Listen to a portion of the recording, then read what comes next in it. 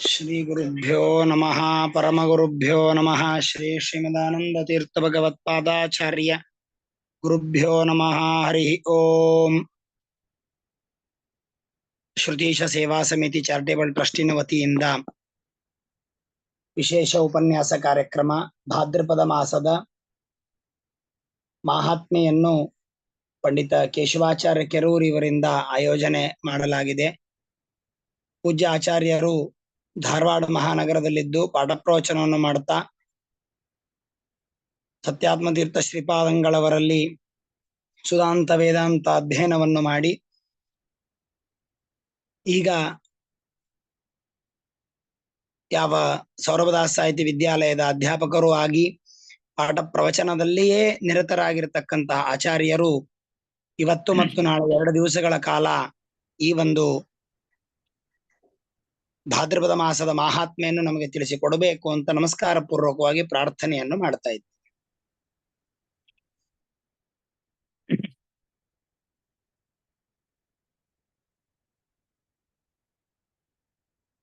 ಶುರು ಮಾಡೋದ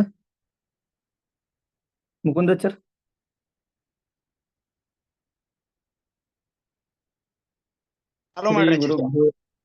ಶ್ರೀ ಗುರುಭ್ಯೋ ನಮಃ ಹರಿ ಓಂ.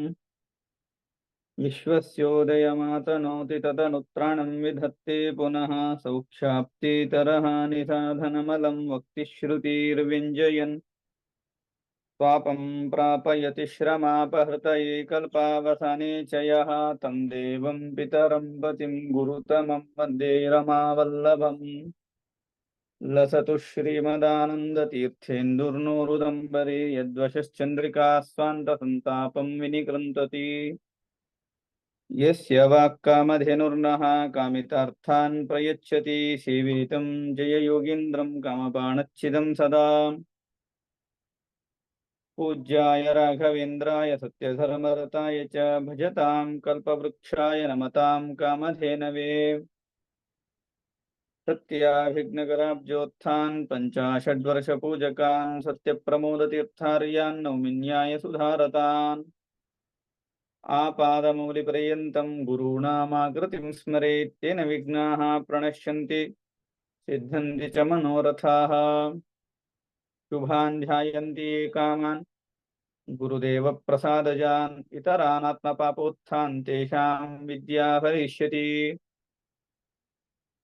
ಶ್ರೀ ಗುರುಭ್ಯೋ ನಮಃ ಹರಿ ಓಂ. ಪರಮ ಪವಿತ್ರವಾದ ಹರಿದಿನದ ಪರ್ವಕಾಲ, ಅತ್ಯಂತ ಶ್ರೇಷ್ಠವಾದಂತಹ ಮಾಸ ಅದು ಭಾದ್ರಪದ ಮಾಸ. ಭಾದ್ರಪದ ಮಾಸದ ಮಹಾತ್ಮ್ಯವನ್ನ ನಾವು ನೀವು ಎಲ್ಲರೂ ಕೂಡ ಅವಶ್ಯವಾಗಿ ತಿಳಿಯಬೇಕಾದದ್ದು. ಎಲ್ಲ ಮಾಸಗಳು ಕೂಡ ಶ್ರೇಷ್ಠವಾದದ್ದು. ಅದರಲ್ಲಿಯೂ ಕೂಡ ಒಂದೊಂದು ಮಾಸಕ್ಕೆ ಅದರದೇ ಆದಂತಹ ಒಂದು ವಿಶಿಷ್ಟವಾದ ಮಹತ್ವವನ್ನ ಪುರಾಣದಲ್ಲಿ ತಿಳಿಸಿಕೊಟ್ಟಿದ್ದಾರೆ. ಒಂದೊಂದು ಮಾಸದಲ್ಲಿ ಒಂದೊಂದು ರೀತಿಯಂತಹ ಕರ್ಮಗಳಿಗೆ ಮಹತ್ವವನ್ನ ಕೊಟ್ಟಿದ್ದಾರೆ. ಉದಾಹರಣೆಗೆ ವಾದಿರಾಜರ ಚರಿತ್ರೆಯಲ್ಲಿ ನಾವು ಕೇಳುತ್ತೇವೆ, ಆಕಾಮಾವೈ ಕೋನಸ್ನಾತಃ ಅಂತ ಹೇಳಿ. ಆಷಾಢ ಮಾಸ, ಕಾರ್ತೀಕ ಮಾಸ, ಮಾಘ ಮಾಸ, ವೈಶಾಖ ಮಾಸ, ಈ 4 ಮಾಸಗಳು ಸ್ನಾನಕ್ಕೆ ಅತ್ಯಂತ ಪ್ರಶಸ್ತವಾದದ್ದು.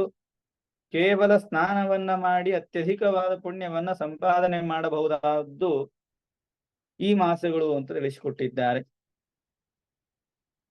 ಅದೇ ರೀತಿಯಾಗಿ ಚೈತ್ರ ಮಾಸ, ವೈಶಾಖ ಮಾಸಗಳಲ್ಲಿ ವಿಶೇಷವಾಗಿ ಜಲದಾನಕ್ಕೆ ಬಹಳ ಮಹತ್ವವನ್ನು ಹೇಳಿದ್ದಾರೆ. ಯಾರು ಒಂದು ಹನಿ ಜಲವನ್ನ ದಾನ ಮಾಡುತ್ತಾರೆ ಅವರಿಗೆ ಪರಮಾತ್ಮ ಶ್ರೇಷ್ಠವಾದಂತಹ ಅನುಗ್ರಹವನ್ನ ಮಾಡ್ತಾನೆ ಅಂತ ತಿಳಿಸಿಕೊಟ್ಟಿದ್ದಾರೆ. ಹೀಗೆ ಒಂದೊಂದು ಮಾಸಕ್ಕೆ ಒಂದೊಂದು ರೀತಿಯಾದಂತಹ ಮಹತ್ವ, ಜೊತೆಗೆ ಆ ಮಾಸಗಳಲ್ಲಿ ಮಾಡುವಂತಹ ಕರ್ಮಗಳಿಗೂ ಕೂಡ ಪರಮಾತ್ಮ ಮಹತ್ವವನ್ನ ತಿಳಿಸಿಕೊಟ್ಟಿದ್ದಾನೆ. ಶ್ರಾವಣ ಮಾಸದಲ್ಲಿ ವಿಶೇಷವಾಗಿ ಎಲ್ಲರಿಗೂ ಬೇಕಾದಂತಹ ಸಂಪತ್ತಿನ ಅನುಗ್ರಹ ಆಗಲಿ ಅನ್ನೋದಕ್ಕಾಗಿ ಲಕ್ಷ್ಮೀದೇವಿಯ ಆರಾಧನೆಯನ್ನ ವಿಶೇಷವಾಗಿ ಹೇಳಿದ್ದಾರೆ.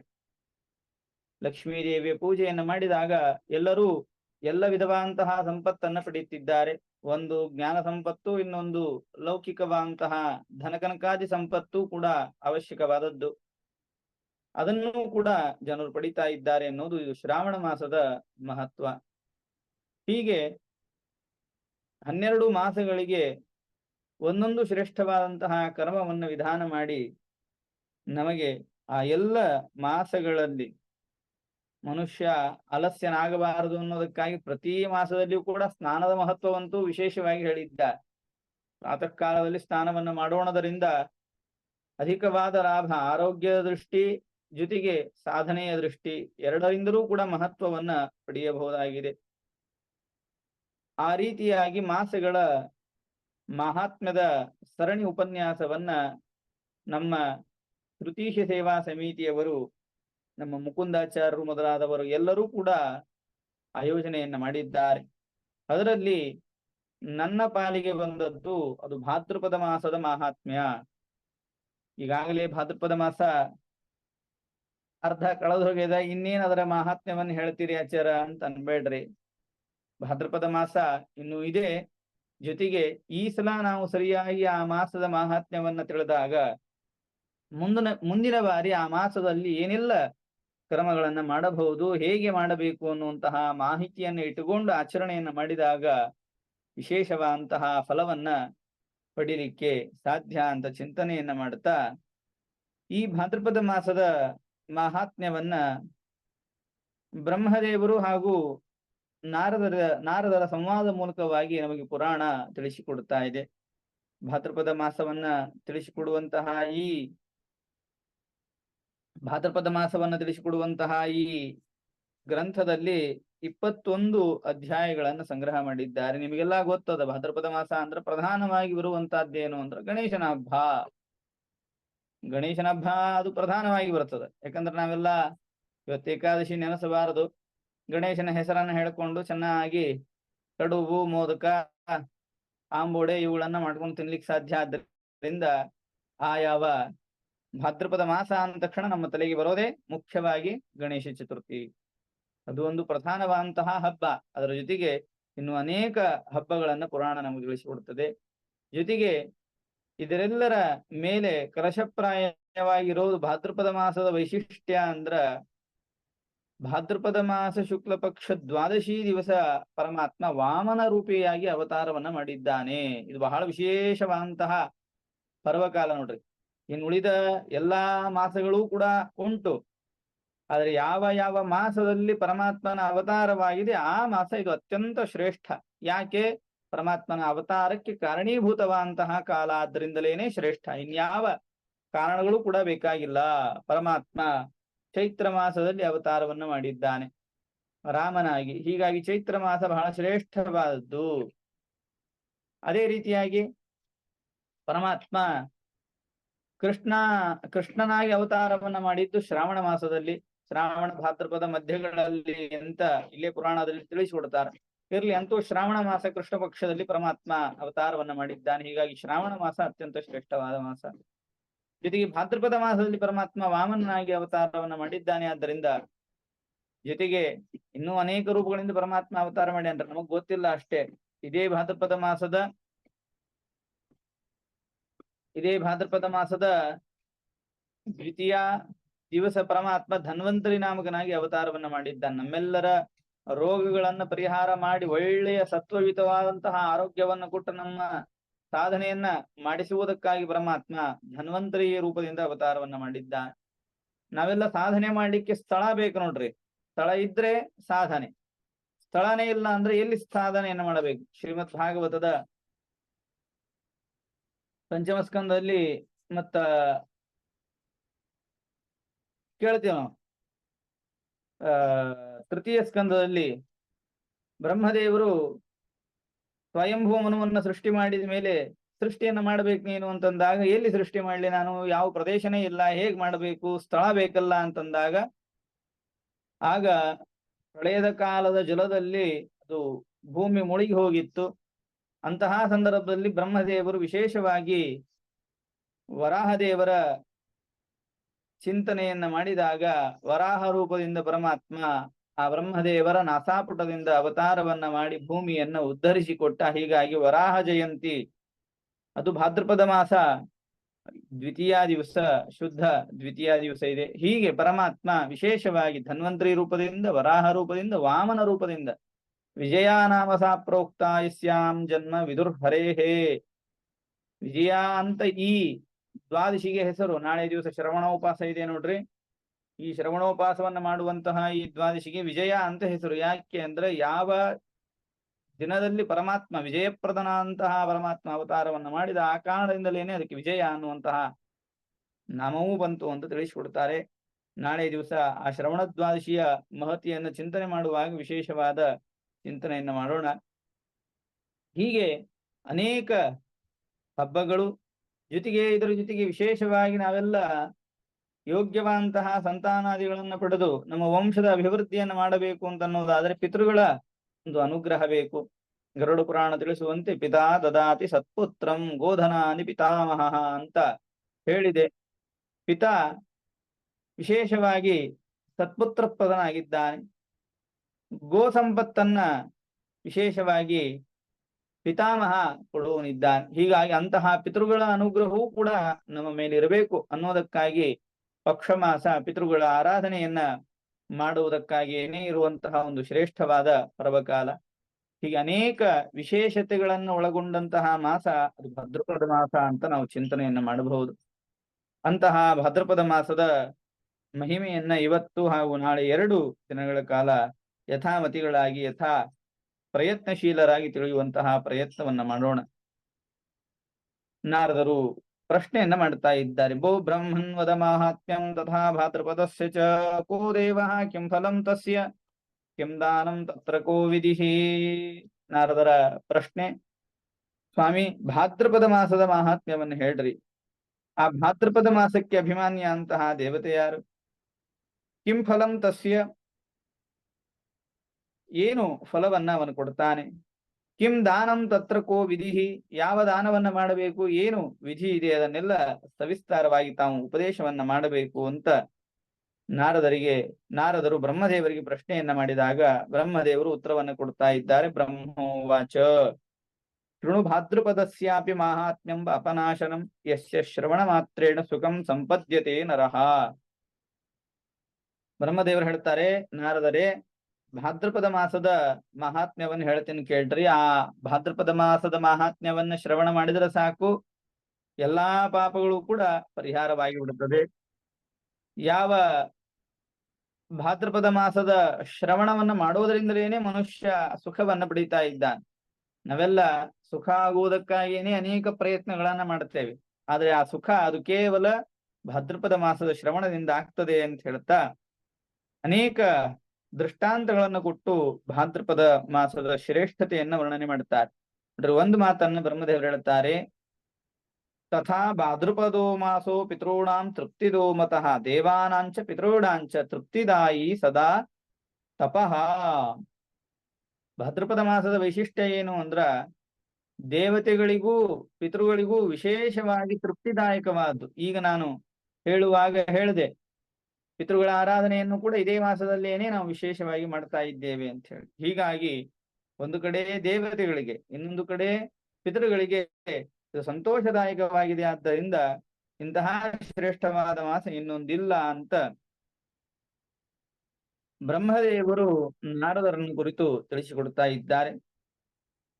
ಆದ್ದರಿಂದಲೇನೆ ಇದಕ್ಕೆ ಭಾದ್ರಪದ ಮಾಸ ಅಂತ ನೋಡ್ರಿ. ದೇವ ಶುಕ್ಲೇಶ ಸಂತೋಷಂ ವ್ರಜಂತಿ ಚ ಮಹಾಮುನೆ ಪಿತರಶ್ಚ ತಥಾ ಕೃಷ್ಣೆ ಸುಖತೃಪ್ತಾ ಭವಂತಿ ತಸ್ಮಾತ್ ಭಾದ್ರಪದಾನ್ ಮಾಸೋ ಮಾಸೇಶ್ವನ್ಯೋ ನ ವಿದ್ಯತೆ. ಶುಕ್ಲ ಪಕ್ಷದಲ್ಲಿ ದೇವತೆಗಳು ಸಂತುಷ್ಟರಾದರೆ ಕೃಷ್ಣ ಪಕ್ಷದಲ್ಲಿ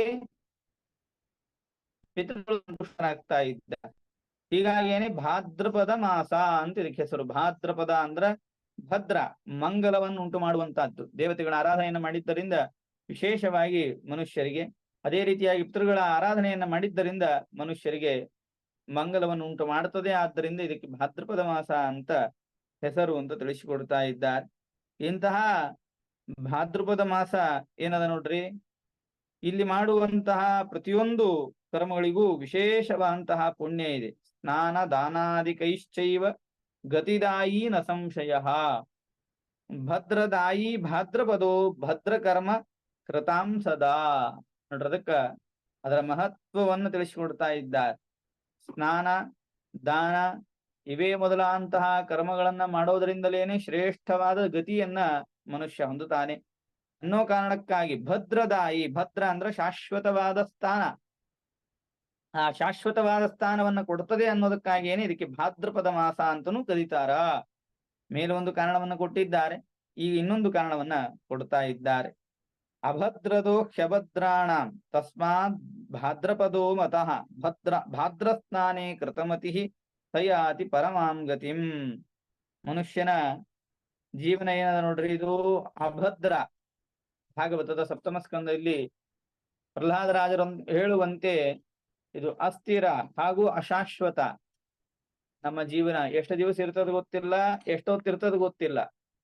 ಆದ್ದರಿಂದ ಇಂತಹ ಅಸ್ಥಿರ ಅಶಾಶ್ವತವಂತಹ ಜೀವನದಲ್ಲಿ ನಾವು ದೇವತೆಗಳ ಆರಾಧನೆಯನ್ನ ಮಾಡಿ ಸಾಧನೆಯನ್ನ ಮಾಡಿಕೊಂಡಾಗ ಮಾತ್ರ ಪರಮಾತ್ಮ ಅನುಗ್ರಹವನ್ನ ಮಾಡ್ತಾ ಇದ್ದಾನೆ.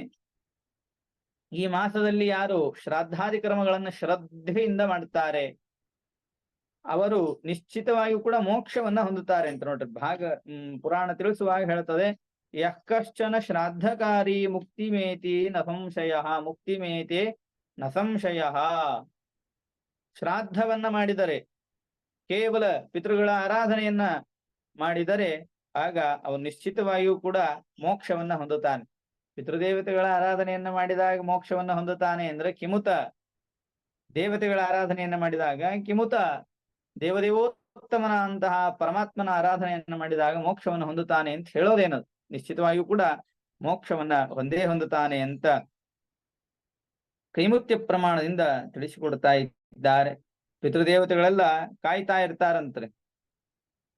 ಏನಂತ ಹೇಳಿ, ಶ್ರಾದ್ದಾದಿಕಂ ಕೃತಂ ಭುಕ್ತ್ವಾ ತೃಪ್ತಾಗಚ್ಚಂತಿ ವೈ ಪದಂ ಅಸ್ಮತ್ ಕುಲೇ ಚ ಯಃ ಕೋ ವಾ ಪಿಂಡಂ ದಾಸ್ಯತಿ ನ ಕೃತಿ.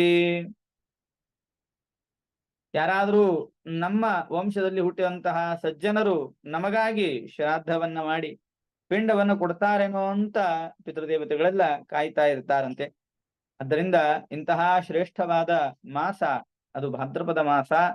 ತಸ್ಮಾಚ್ಚ ಭಾರತಂ ಖಂಡಂ ಕರ್ಮಭೂಮಿ ಪ್ರಕೀರ್ತಿತ ಸ್ವರ್ಗಾದಯಶ್ಚ ಯೇ ಲೋಕಾಹ ತತ್ರ ಭೋಗಸ್ತು ಭುಜ್ಯತೆ.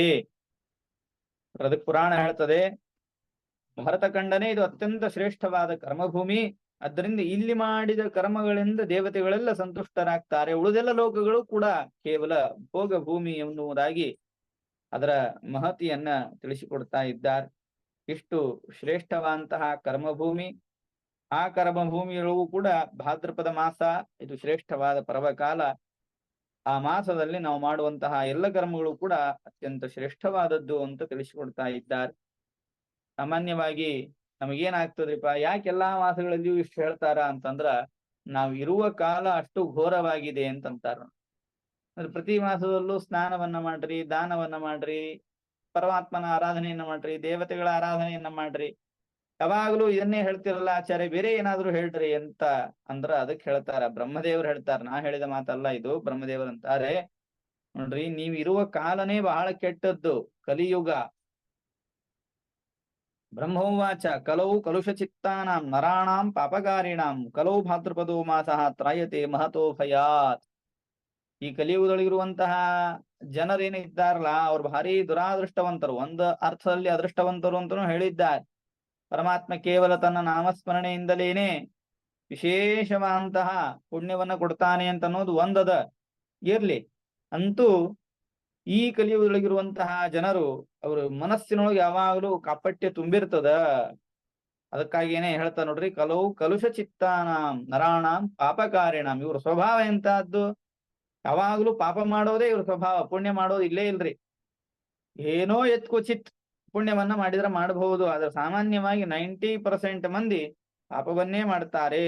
ಅಂತಹ ಈ ಕಲಿಯುಗದ ಬಾಧೆಯನ್ನ ನಾವು ತಪ್ಪಿಸಿಕೊಳ್ಬೇಕಾದ್ರೆ ಕೇವಲ ಭಾದ್ರಪದ ಮಾಸದಲ್ಲಿ ಬರುವಂತಹ ದೇವತೆಗಳ ಆರಾಧನೆ, ಆ ಮಾಸದಲ್ಲಿ ವಿಹಿತವಾದಂತಹ ಕರ್ಮಗಳನ್ನು ಮಾಡಿದಾಗ ಮಾತ್ರ ಆ ಎಲ್ಲ ಕಲಿಯ ಬಾಧೆಯಿಂದ ನಾವು ನಿವೃತ್ತರಾಗಬಹುದು. ನಾರದರು ಪ್ರಶ್ನೆಯನ್ನ ಮಾಡ್ತಾರೆ, ಸ್ವಾಮಿ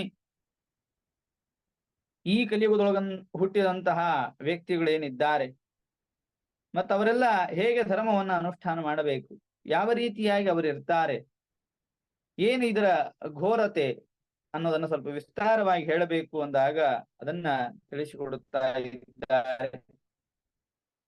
ಈ ಕಲಿಯುಗ ಏನದ ನೋಡ್ರಿ, ಇದು ಎಲ್ಲಾ ಪಾಪ ಕರ್ಮಗಳಿಗೂ ಕೂಡ ಮುಖ್ಯ ಸಾಧನವಾದದ್ದು.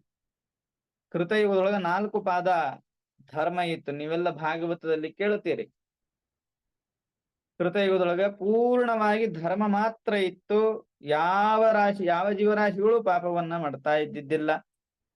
ತ್ರೇತಾಯುಗದೊಳಗ 1 ಪಾದ ಧರ್ಮ ಕಡಿಮೆ ಆಯ್ತು, ಅದಕ್ಕೇನೆ 3 ತ್ರೇತ, ತ್ರಿತಸ್ಯ ಭಾವ ತ್ರೇತ ಅಂತ 3ರ ಒಂದು ಧರ್ಮದ ಅನುಷ್ಠಾನ ಅದು ತ್ರೇತಾಯುಗದಲ್ಲಿ. ದ್ವಾಪರ ಯುಗದೊಳಗೆ ಕೇವಲ 2 ಪಾದ ಧರ್ಮವನ್ನ ಮಾತ್ರ ಮಾಡ್ಲಿಕ್ಕೆ ಸಾಧ್ಯ ಆಗ್ತಾ ಇದೆ. ಕಲಿಯುಗದೊಳಗ ಕೇವಲ 1 ಪಾದ ಮಾತ್ರ ಧರ್ಮವನ್ನ ಮಾಡ್ಲಿಕ್ಕೆ ಆಗ್ತಾ ಇದೆ. ನೋಡ್ರಿ ಎಷ್ಟು ಘೋರವಾದಂತಹ ಕಾಲದ ಪ್ರಭಾವ. ಚತುರ್ಥಾಂಶೇನ ಧರ್ಮಸ್ತು ಮನುಷ್ಯ ಮನುತಿಷ್ಠತಿ ಆಯುರ್ವೀರ್ಯಂ ಯಶೋವೃದ್ಧಿ ಬಲಂ ತೇಜಶ್ಚ ವೈದ್ವಿಜ ಮನುಷ್ಯಾಣಾಂ ಅನುಯುಗಂ ಹ್ರಸತೀತಿ ನಿಬೋಧಮೆ. ಅಷ್ಟೇ ಅಲ್ಲ, ಇನ್ನೂ ಒಂದು ಮೈನಸ್ ಪಾಯಿಂಟ್ ಏನು ಅಂತಂದ್ರ, ತ್ರೇತಾಯುಗದೊಳಗಿದ್ದಂತಹ ಜನರು ಸಾವಿರಾರು ವರ್ಷಗಳ ಕಾಲ ಬದುಕ್ತಾ ಇದ್ರು. ಪಂಚಾಂಗ ಶ್ರವಣದಲ್ಲಿ ನೀವು ಕೇಳ್ತೇವೆ, ತ್ರೇತಾಯುಗದೊಳಗ, ಕೃತಯುಗದೊಳಗ, ತ್ರೇತಾಯುಗದೊಳಗ, ದ್ವಾಪರ ಯುಗದೊಳಗ, ವಿಶೇಷವಾಗಿ ಕಲಿಯುಗದೊಳಗ ಹಿಂದಿನ ಯುಗಗಳಲ್ಲಿ ಸಾವಿರಾರು ವರ್ಷ ಬದುಕ್ತಾ ಇದ್ರು. ಈಗ ಕಲಿಯುಗದೊಳಗೆ ಕೇವಲ 100 ವರ್ಷ ಮಾತ್ರ. ಶತಂಜೀವ ಶರದಸ್ಸಮಾಹ ಇದು ಹೇಳ್ತದೆ ನೋಡಿ, 100 ವರ್ಷ ಮಾತ್ರ ಅವಕಾಶ ಇದೆ. ಆ 100 ವರ್ಷದಲ್ಲಿಯೂ ಕೂಡ ಮನುಷ್ಯ ಅರ್ಧ ನಿದ್ದೆಯಲ್ಲೇನೆ ಕಳೆದು ಬಿಡ್ತಾನೆ, ಏನು ಕರ್ಮಗಳನ್ನ ಮಾಡ್ಲಿಕ್ಕಾಗಲ್ಲ. 100 ವರ್ಷದೊಳಗ 50 ವರ್ಷ ನಿದ್ದೆ ಒಳಗೆ ಹೋಗ್ತದೆ. ಇನ್ನು ಉಳಿದ 50 ವರ್ಷದೊಳಗ ಬಾಲ್ಯ, ಕೌಮಾರ, ಯೌವನ 20 ವರ್ಷ ಹೊರಟು ಹೋಗ್ಬಿಡ್ತದೆ. ಉಳಿದ 30 ವರ್ಷದೊಳಗ ಹೆಂಡತಿ, ಮಕ್ಕಳು, ಸುಖ, ಸಂಸಾರ, ಸಂಪತ್ತು ಗಳಿಸೋದು ಅಂತ ಅನ್ನೋದ್ರೊಳಗೆ ಹೋಗ್ಬಿಡ್ತದೆ. ಆದ್ದರಿಂದ ಸಾಧನೆಯನ್ನು ಮಾಡಿಕೊಳ್ಳಿಕ್ ಆಗೋದೇ ಇಲ್ಲ. ಇಂತಹ ಘೋರವಾದದ್ದು ಇದು ಕಲಿಯುಗ. ಮತ್ತ ಇವರ ಬುದ್ಧಿ, ಇವರ ಪ್ರಯತ್ನ, ಇವರಿಗೆ ಧರ್ಮವನ್ನ ಮಾಡಬೇಕು ಅನ್ನುವಂತಹ ಆಸಕ್ತಿ ಇದೆಲ್ಲವೂ ಕೂಡ ಕಡಿಮೆ. ಜ್ಞಾನ ಇಲ್ಲ ನೋಡ್ರಿ. ವಿದ್ಯಾಹೀನಾಹ ನ ಬುದ್ಧಿ ನ ಬುದ್ಧಿಸ್ತಾನ್ ಲೋಭೋಪ್ಯಭಿಭವಿಷ್ಯತಿ ಕ್ರೋಧ ಲೋಭ ಪರಾಮೂಢಾಹ ಕಾಮಾಸಕ್ತಾಶ್ಚಮಾನಾಹ ಮಾನವಾಹ. ಜನರೆಲ್ಲ ಹೇಗಿರ್ತಾರೆ? ಕ್ರೋಧ, ಲೋಭ ಇವುಗಳಿಂದ ಆಸಕ್ತರಾಗಿರ್ತಾರೆ. ಯಾವಾಗಲೂ ಕೂಡ ವೈರಬದ್ಧಾಹ ಭವಿಷ್ಯಂತಿ, ಯಾವಾಗಲೂ ವೈರ, ಇನ್ನೊಬ್ಬರನ್ನ ಹೇಗೆ ಹೊಡಿಬೇಕು, ಹೇಗೆ ಇದನ್ ಮಾಡಬೇಕು, ಅವನ್ ಇದನ್ ಮಾಡದ, ನಾನು ಇದನ್ ಮಾಡದೆ. ನಿತ್ಯದೊಳಗೆ ನಾವು ಬೆಳಿಗ್ಗೆ ಎದ್ದ ಸಾಯಂಕಾಲ ತನಕ ಟಿವಿ ಹಚ್ಚಿದ್ರೆ ಬರೀ ಇದೇ ರೀ. ಕಾಮ, ಕ್ರೋಧ ಈ 2 ವಿಷಯವನ್ನ ಬಿಟ್ಟು ಇನ್ನೇನೂ ಕೂಡ ನಾವು ನೋಡ್ಲಿಕ್ಕೆ ಸಾಧ್ಯ ಇಲ್ಲ. ಅಷ್ಟು ಈ ಕಲಿಯುಗ ಇದು ಘೋರವಾಗಿದೆ ಅಂತ ತಿಳಿಸಿಕೊಡ್ತಾ ಇದ್ದಾರೆ. ಭಾರ್ಯ ಮಿತ್ರಾಶ್ಚ ಪರುಷಾಹ ಭವಿಷ್ಯಂತಿ ಯುಗಕ್ಷಯೇ. ಕೊನೆಗಂತೂ ಈಗಲೇನೆ ಕಲಿಯುಗದ ಎಲ್ಲಾ ಲಕ್ಷಣಗಳನ್ನ ನಾವು ನೋಡ್ತಾ ಇದ್ದೇವೆ. ಆದ್ರೆ ವಿಶೇಷವಾಗಿ ಕಲಿಯುಗದ ಅಂತ್ಯ ಭಾಗದಲ್ಲಿ ಹೇಗಿರ್ತದೆ ಅಂತ ಅನ್ನೋದನ್ನ ಹೇಳ್ತಾರೆ ನೋಡ್ರಿ. ಹೆಂಡತಿ, ಗೆಳೆಯಂದ್ರು ಇವರೆಲ್ಲ ಪರಸ್ಪರವಾಗಿ ವ್ಯಭಿಚಾರಿಗಳಾಗಿ ಬಿಡ್ತಾರೆ. ವಿಶೇಷವಾಗಿ ಯಾವ ಕರ್ಮಗಳು ಕೂಡ ಆ ಸಮಯದಲ್ಲಿ ಮಾಡ್ಲಿಕ್ಕಾಗೋದಿಲ್ಲ. ಏನೇ ಧರ್ಮಕ್ರಮವನ್ನ ಮಾಡ್ತೀವಿ ಅಂತಂದ್ರೂ ಕೂಡ ಅದು ಸಾಧ್ಯ ಇಲ್ಲ. ವಿಶೇಷವಾಗಿ ವಿಧವಾ ಸ್ತ್ರೀಯರ ಪ್ರಾಬಲ್ಯ ಜಾಸ್ತಿ ಆಗ್ತಾ ಇದೆ ಅನ್ನುವಂತಹ ಮಾತನ್ನು ಕೂಡ ತಿಳಿಸಿಕೊಡ್ತಾ ಇದ್ದಾರೆ. ಕೆಲವರು ಸಜ್ಜನರು ಇದ್ದಾರೆ, ಅದರದೇನು ಪ್ರಶ್ನೆ ಇಲ್ಲ. ಆದ್ರ ಕೆಲವರು ದುರ್ಜನರು, ಅವರೆಲ್ಲ ಹೀಗೆ ಮಾಡ್ತಾ ಇದ್ದಾರೆ ಅನ್ನೋದನ್ನ ತಿಳಿಸಿಕೊಡ್ತಾ ಇದ್ದಾರೆ. ಪರಿಗ್ರಹಂ ಕರಿಷ್ಯಂತಿ ಪಾಪಾಚಾರ ಪರಿಗ್ರಹ. ನೋಡ್ರಿ, ಎಲ್ಲಾರು ಪರಿಗ್ರಹವನ್ನ ಮಾಡ್ತಾರೆ. ಏನ್ ಬೇಕಾದ್ದು ದಾನ ಧರ್ಮವನ್ನ ಎಲ್ಲ ರಾಜರು, ಎಲ್ಲ ಬ್ರಾಹ್ಮಣರು, ಎಲ್ಲ ವೈಶ್ಯರು ಕೂಡ ತೆಗೆದುಕೊಳ್ತಾ ಇದ್ದಾರೆ. ಹೀಗೆ ಕಲಿಯುಗದ ಘೋರ. ಅಷ್ಟೇ ಅಲ್ಲ, ಯಾರು ಕೂಡ ಕನ್ಯಾ ಕೊಡಂಗಿಲ್ಲಂತ್ರಿ. ಹೆಂಗಾಗ್ತದ ಮುಂದ ಕಲಿಯುಗದ ಅಂತ್ಯ ಭಾಗದೊಳಗ ಅಂದ್ರ, ಯಾರು ರಾಜರು ಅಥವಾ ಬ್ರಾಹ್ಮಣರಿಗೆ ಯಾರು ಕನ್ಯಾ ಕೊಡಂಗಿಲ್ಲ. ಈಗ ಆ ಪರಿಸ್ಥಿತಿ ಅದ. ಇನ್ನು ಕಲಿಯುಗದ ಅಂತ್ಯ ಭಾಗದೊಳಗಂತೂ ಕೇಳೋದೇ ಬೇಡ. ಕನ್ಯಾ ಯಾರು ಕೊಡಂಗಿಲ್ಲ, ಪುರುಷರು ಯಾರು ಕನ್ಯಾ ಯಾಚನಾ ಮಾಡಂಗಿಲ್ಲ. ತಮ್ಮ ತಮ್ಮ ಸ್ವೇಚ್ಛಾನುಸಾರವಾಗಿ ಯಾರ ಜೊತೆಗೆ ನೀವು ಭೋಗವನ್ನ ಮಾಡಬಹುದು. ನ ಕನ್ಯಾಂ ಯಾಚತೆ ಕಶ್ಚನ್ ನಾಪಿ ಕನ್ಯಾ ಪ್ರದೀಯತೆ ಸ್ವಯಂ ಗ್ರಾಹ್ಯ ಭವಿಷ್ಯಂತಿ ಯುಗಾಂತೆ ಸಮುಪಸ್ಥಿತಿ. ತಮಗ್ ತಾವ ತಗೊಂಡ್ಬಿಡ್ತಾರೆ, ನಮಗೆ ಈ ಕನ್ಯಾ ಬೇಕು.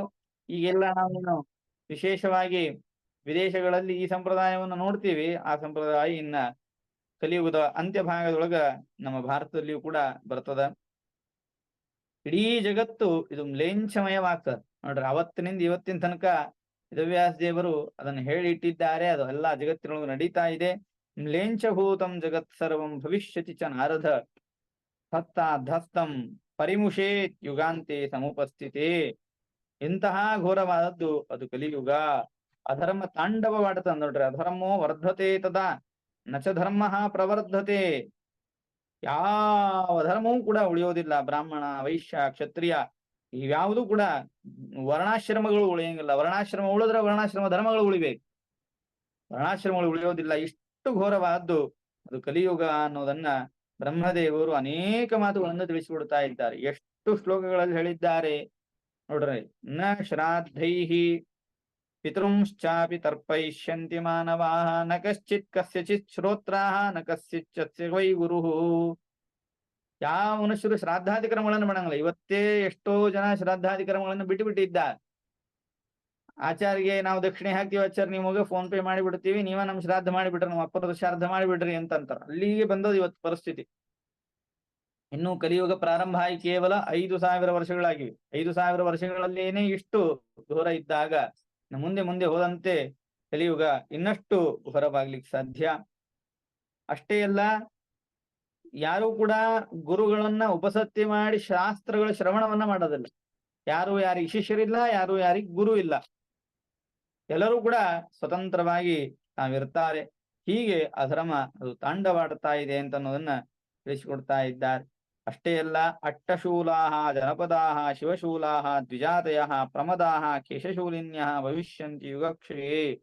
ನೋಡ್ರಿ, ಕಲಿಯುಗದ ಅವಸಾನ ಬಂದಾಗ ಏನೇನಾಗ್ತದ ಅಂದ್ರ ಅನ್ನವನ್ನ ಮಾರಾಟ ಮಾಡುವ ಪ್ರಸಂಗ ಬರ್ತದೆ. ಯಾವುದನ್ನ ದಾನ ಮಾಡಬೇಕು ಅಂತ ನಾವೆಲ್ಲ ಹೇಳ್ತೇವೆ, ಅಂತಹ ವಿಶೇಷವಾದಂತಹ ಮಹತ್ವವುಳ್ಳ ಒಂದು ದಾನ, 2 ದಾನಗಳು ಅತ್ಯಂತ ಶ್ರೇಷ್ಠ ಅಂತ ಹೇಳಿದ್ದಾರೆ. ಅನ್ನದಾನಂ ವಿದ್ಯಾದಾನಂ. ಅನ್ನೇನ ಕ್ಷಣಿಕಾ ತೃಪ್ತಿ ಯಾವಜ್ಜೀವಂಚ ವಿದ್ಯೆಯ ಅಂತ ಹೇಳ್ತಾರೆ. ಅನ್ನದಾನ ಹಾಗೂ ವಿದ್ಯಾದಾನ ಎರಡೂ ಶ್ರೇಷ್ಠ. ಅದರೊಳಗೆ ವಿಶೇಷವಾಗಿ ವಿದ್ಯಾದಾನ ಶ್ರೇಷ್ಠ. ಯಾಕ? ಅನ್ನದಿಂದ ಕ್ಷಣಿಕವಾದ ತೃಪ್ತಿಯನ್ನು ಉಂಟು ಮಾಡುತ್ತದ. ವಿದ್ಯಾದಾನ ಇದು ಯಾವಜ್ಜೀವವಾಗಿ ಬರ್ತದೆ ಅಂತ ಹೇಳಿ. ಹೀಗಾಗಿ ಅಷ್ಟು ಮಹತ್ವವನ್ನು ಕೊಟ್ಟ ಅನ್ನವನ್ನ ಮಾರಿಕೊಳ್ಳುವಂತಹ ಪ್ರಸಂಗ ಬರುತ್ತೆ. ಈಗಾಗಲೇನೆ ಆಲ್ರೆಡಿ ನಡೆದದ್ರಿ ಎಲ್ಲಾ ಕಡೆ ಅನ್ನದ ಮಾರಾಟ. ಅದರ ವಿಶೇಷವಾಗಿ ಆಗ ಇನ್ನಷ್ಟು ಆಗ್ತದೆ ಅಂತನ್ನುವಂತಹದ್ದನ್ನ ತಿಳಿಸಿಕೊಡ್ತಾ ಇದ್ದಾರೆ. ಮತ್ತಷ್ಟೇ ಅಲ್ಲ, ಬ್ರಾಹ್ಮಣರೆಲ್ಲ ಲೋಕ ಕಲ್ಯಾಣಕ್ಕಾಗಿ ಜೀವನವನ್ನು ಮಾಡಬೇಕು.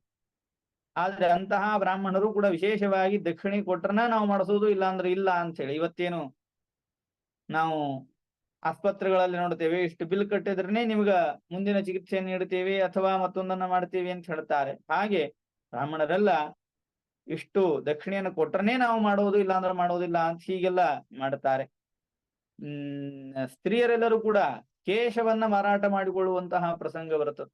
ಅಷ್ಟು ಘೋರ ಅದು ಕಲಿಯುಗ ಅಂತ ಅನ್ನೋದನ್ನ ತಿಳಿಸಿಕೊಡ್ತಾ ಇದ್ದಾರೆ. ಇಂತಹ ಕಲಿಯುಗದೊಳಗ ನಾವು ಮತ್ತ ವಿಶೇಷವಾಗಿ ಬದುಕಬೇಕು ಅಂತನ್ನುವುದಾದ್ರೆ ಭಾದ್ರಪದ ಮಾಸದ ಶ್ರವಣವನ್ನ ಮಾಡಬೇಕು. ಹಾಗಾದ್ರೆ ಕಲಿಯುಗದ ಅಂತ್ಯ ಇಲ್ಲೇ ಇಲ್ಲೇನ್ರಿ ಅಂದ್ರ ಅದಕ್ಕ ಬ್ರಹ್ಮದೇವರಂತಾರ, ಹಂಗೇನು ವಿಚಾರ ಮಾಡಬೇಡ್ರಿ. ಕಲಿಯುಗ ಎಷ್ಟು ಕ್ರೂರವಾದರೂ ಕೂಡ ಇಂತಹ ಕಲಿಯುಗದ ಅವಸಾನ ಕಾಲದಲ್ಲಿ ಪರಮಾತ್ಮ ಕಲ್ಕಿ ನಾಮಕನಾಗಿ ಅವತಾರವನ್ನ ಮಾಡ್ತಾನೆ. ವಿಷ್ಣು ಯಶಸ್ ಶಂಬಲ ಅಂತ ಗ್ರಾಮ. ಆ ಶಂಬಲ ಗ್ರಾಮದಲ್ಲಿ ಪರಮಾತ್ಮ ವಿಷ್ಣು ಯಶಸ್ ಎನ್ನುವಂತಹ ಬ್ರಾಹ್ಮಣನ, ಶುದ್ಧ ಬ್ರಾಹ್ಮಣ ನೋಡ್ರಿ, ಅವನ ಮನೆಯಲ್ಲಿ ಪರಮಾತ್ಮ ಅವತಾರವನ್ನ ಮಾಡ್ತಾನೆ. ಕಲ್ಕಿ ನಾಮಕನಾಗಿ ಅವತಾರವನ್ನ ಮಾಡಿ ಎಲ್ಲ ಕಲಿಯುಗದ ನಾಶವನ್ನ ಮಾಡಿ ಮತ್ತೆ ಧರ್ಮದ ಪ್ರತಿಷ್ಠಾಪನೆಯನ್ನ ಮಾಡ್ತಾನೆ. ಅದಕ್ಕಾಗಿ ಏನೇ ಗೀತೆಯಲ್ಲಿ ಕೃಷ್ಣ ಪರಮಾತ್ಮ ಹೇಳಿದ್ದು, ಯದಾ ಯದಾ ಹಿ ಧರ್ಮಸ್ಯ ಗ್ಲಾನಿರ್ಭವತಿ ಭಾರತ ಅಭ್ಯುತ್ಥಾನವ ಧರ್ಮಸ್ಯ ತದಾತ್ಮಾನಂ ಸೃಜಾಮ್ಯಹಂ. ಯಾವಾಗ ಅಧರ್ಮ ತಾಂಡವಾಡ್ತದೆ ಆಗ ನಾನು ಅವತಾರವನ್ನ ಮಾಡಿ ಧರ್ಮದ ಸ್ಥಾಪನೆಯನ್ನ ಮಾಡ್ತೇನೆ ಅಂತ ಪರಮಾತ್ಮ ತಿಳಿಸಿಕೊಟ್ಟಿದ್ದಾನೆ. ಕಲಿಯುಗದ ಅಂತ್ಯಭಾಗದಲ್ಲಿ ಪುರುಷರೆಲ್ಲ ಎಷ್ಟಿರ್ತಾರ ಅಂದ್ರೆ ಇಷ್ಟೇ ಇರ್ತಾರಂತ್ರಿ, ಅಂಗುಷ್ಟ ಮಾತ್ರ. ಕಲಿಯುಗದ ಪ್ರಮಾಣ 7 ಅಡಿ ಅದರಿ. ಇವತ್ತಿಗೆ ಯಾರು 7 ಅಡಿ ಇದ್ದವ್ರು ಬಹಳ ಕಡಿಮೆ. ಎಲ್ಲಾರು 3.5, 4, 5, 5.5 ಇಷ್ಟರೊಳಗೆ ಮುಗಿದು ಹೋಗ್ಬಿಟ್ಟಿರ್ತದ. ಅದರಿಂದ ಕೊನೆ ಕಾಲದೊಳಗೆ ಇಷ್ಟೇ ಇರ್ತಾರಂತ. ಅವರಿಗೆ ಈ ಚಣಕ ವೃಕ್ಷವನ್ನ ಹತ್ತೋದು ಕಷ್ಟ. ಚಣಕ ವೃಕ್ಷ ಅಂದ್ರೆ ಏನ್ ಹೇಳ್ರಿ? ಕಡ್ಲಿ ಗಿಡ. ಕಡ್ಲಿ ಗಿಡ ನೋಡ್ರಿ ಎಷ್ಟಿರ್ತಾವ, ಇಷ್ಟಿರ್ತಾವ ಕಡ್ಲಿ ಗಿಡ. ಅಂತಹ ಸಣ್ಣ ಸಣ್ಣದಾದ ಕಡ್ಲಿ ಗಿಡವನ್ನ ಹತ್ತುವುದು ಕೂಡ ಅವರಿಗೆ ಕಷ್ಟ ಆಗ್ತದೆ. ಅಂತಹ ಆ ಕಲಿಯುಗದಲ್ಲಿ ಪರಮಾತ್ಮ ಅವತಾರವನ್ನ ಮಾಡಿ ಎಲ್ಲ ದುಷ್ಟರಾದ ವ್ಯಕ್ತಿಗಳನ್ನ ನಾಶ ಮಾಡಿ ಕೊನೆಗೆ ತಾನೇ ಧರ್ಮದ ಸ್ಥಾಪನೆಯನ್ನ ಮಾಡ್ತಾ ಇದ್ದಾನೆ ಎನ್ನುವಂತಹ ಮಹಿಮೆಯನ್ನ ತಿಳಿಸಿಕೊಡ್ತಾ ಇದ್ದಾರೆ. ಪರಮಾತ್ಮ ಆ ಅವತಾರವನ್ನ ಮಾಡಿ ಏನೆಲ್ಲ ಕರ್ಮಗಳನ್ನ ಮಾಡ್ತಾನೆ. ಸಧರ್ಮ ವಿಜಯೀ ರಾಜ ಚಕ್ರವರ್ತಿ ಭವಿಷ್ಯತಿ ಸಚೇದಂ ಸಕಲಂ ವಿಶ್ವಂ ಪ್ರಸಾದ ಮನುನೇಷ್ಯತಿ ಅಂತ ಅದರ ಮಹತ್ವವನ್ನು ತಿಳಿಸಿಕೊಟ್ಟಿದ್ದಾರೆ. ವಿಶೇಷವಾಗಿ ಭಾದ್ರಪದ ಮಾಸದಲ್ಲಿ ಏನ್ ಮಾಡ್ಬೇಕಾಗಾದ್ರೆ, ಇಷ್ಟು ಕಲಿಯುಗದ ಘೋರತೆಯನ್ನ ತಿಳಿಸಿ ಇಂತಹ ಕಲಿಯುಗದೊಳಗ ಭಾದ್ರಪದ ಮಾಸದಲ್ಲಿ ನಾವು ಮಾಡಬೇಕಾದ ಕರ್ತವ್ಯ ಕರ್ಮಗಳು ಏನು ಅನ್ನೋದನ್ನ ಬ್ರಹ್ಮದೇವರು ನಾರದರಿಗೆ ತಿಳಿಸಿಕೊಡ್ತಾ ಇದ್ದಾರೆ. ಬ್ರಹ್ಮೋವಾಚ ತತಶ್ಚೋರ ಕ್ಷಯಂ ಕೃತ್ವಾ ದ್ವಿಜೇಭ್ಯ ಪೃಥಿವೀಮಿಮಾಂ ವಾಜಿಮೇಧಂ ಮಹಾಯಜ್ಞಂ ವಿಧಿವತ್ ಕಲ್ಪಯಿಷ್ಯತಿ. ಪರಮಾತ್ಮ ಈ ಭೂಮಿಯನ್ನ ಬ್ರಾಹ್ಮಣರಿಗೆ ಕೊಡ್ತಾನಂತೆ. ಕೊಟ್ಟ ಮೇಲೆ ವಿಶೇಷವಾಗಿ ಅಶ್ವಮೇಧಾದಿ ಯಜ್ಞಗಳನ್ನ ಅವ್ರ ಕಡೆಯಿಂದ ಮಾಡಿಸ್ತಾನೆ ಅಂತ ತಿಳಿಸಿಕೊಡ್ತಾ ಇದ್ದಾರೆ. ಮತ್ತೆಲ್ಲಾ ಕೃತ್ಯಗಳೊಳಗಿದ್ದಂತೇನೆ ಬ್ರಾಹ್ಮಣರೆಲ್ಲ ಸಾಧುಗಳಾಗ್ತಾ ಇದ್ದಾರೆ, ಮುನಿಗಳೆಲ್ಲ ತಪಸ್ವಿಗಳಾಗ್ತಾ ಇದ್ದಾರೆ. ಎಲ್ಲರೂ ಕೂಡ ಅವರವರ ಆಶ್ರಮಕ್ಕೆ ವಿಹಿತವಾದಂತಹ ಕರ್ತವ್ಯ ಕರ್ಮಗಳನ್ನ ಮಾಡ್ತಾ ಇದ್ದಾರೆ ಅಂತ ಅನ್ನೋದನ್ನ ತಿಳಿಸಿಕೊಡ್ತಾ ಇದ್ದಾರೆ.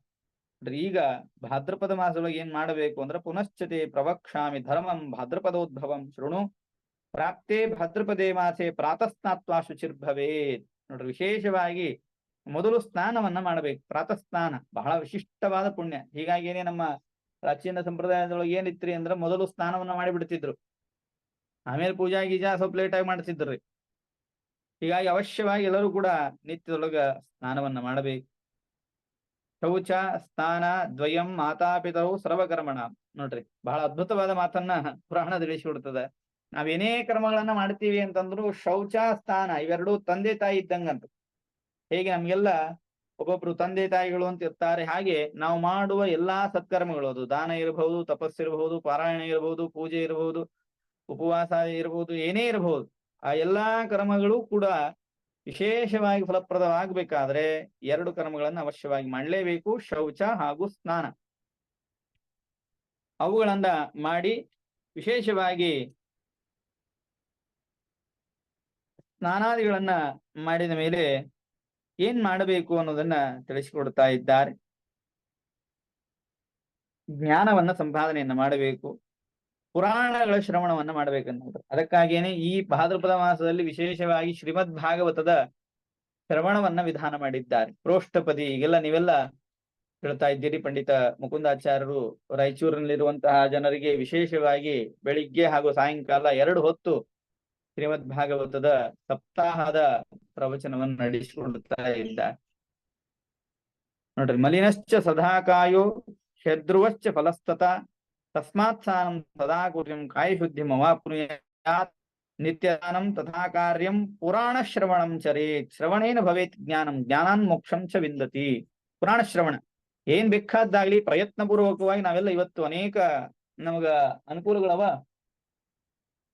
ಮಾಧ್ಯಮ ಇದೆ, ಯೂಟ್ಯೂಬ್ ಅನ್ನುವಂತಹ ಮಾಧ್ಯಮ ಇದೆ. ಆ ಮಾಧ್ಯಮದಲ್ಲಿ ಒಬ್ಬರಿಲ್ಲ ಒಬ್ಬರು ವಿದ್ವಾಂಸರು ಲೈವ್ ಅಲ್ಲಿ ಬಂದು ಪ್ರವಚನವನ್ನು ಹೇಳ್ತಾ ಇದ್ದಾರೆ. ಇದು ಅನಿವಾರ್ಯವಾಗಿ ಕೇಳುವಂತಹ ಪ್ರಸಂಗ. ಆದ್ರೆ ಎಲ್ಲಿ ಮಠಗಳಲ್ಲಿ ಅಥವಾ ದೇವಸ್ಥಾನಗಳಲ್ಲಿ ವಿಶೇಷವಾಗಿ ಆಚಾರ್ಯರ ಮುಖದಿಂದ ಸಾಕ್ಷಾತ್ತಾಗಿ ಅವರ ಎದುರುಗಡೆ ಕುಳಿತುಕೊಂಡು ಭಕ್ತಿಯಿಂದ ಶ್ರವಣ ಮಾಡುವುದು ಅತ್ಯಂತ ಉತ್ತಮ ಪಕ್ಷ. ಅದಿಲ್ಲದೆ ಇದ್ದ ಪಕ್ಷದೊಳಗ ಈ ಎಲ್ಲ ಅನುಕೂಲತೆಗಳು ಅವ ನಮಗ. ಅಲ್ಲಿಗಾದರೂ ಕೂಡ ಪುರಾಣಗಳ ಶ್ರವಣವನ್ನ ಮಾಡಬೇಕು. ಭಾದ್ರಪದ ಮಾಸದ ಪೌರ್ಣಿಮೆ ಅಕ್ಕ ಮುಂದೆ ಬರ್ತದೆ ನಿಮಗ ಪ್ರೋಷ್ಠಪದಿ ಅಂತ ಹೆಸರು.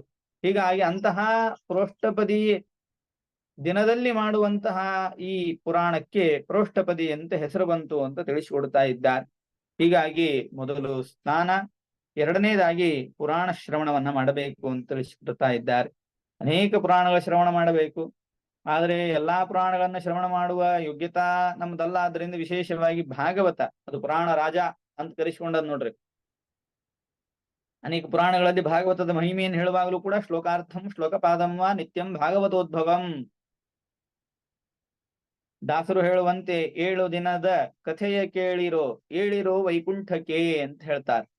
7 ದಿನದ ಕಥೆಗಳನ್ನ ಕೇಳಿದ್ರೆ ವೈಕುಂಠಕ್ಕೆ ನಾವು ಹೋಗ್ಬೋದಂತೆ, ಅಷ್ಟು ಫಲಪ್ರದವಾದದ್ದು ಶ್ರೀಮದ್ ಭಾಗವತ.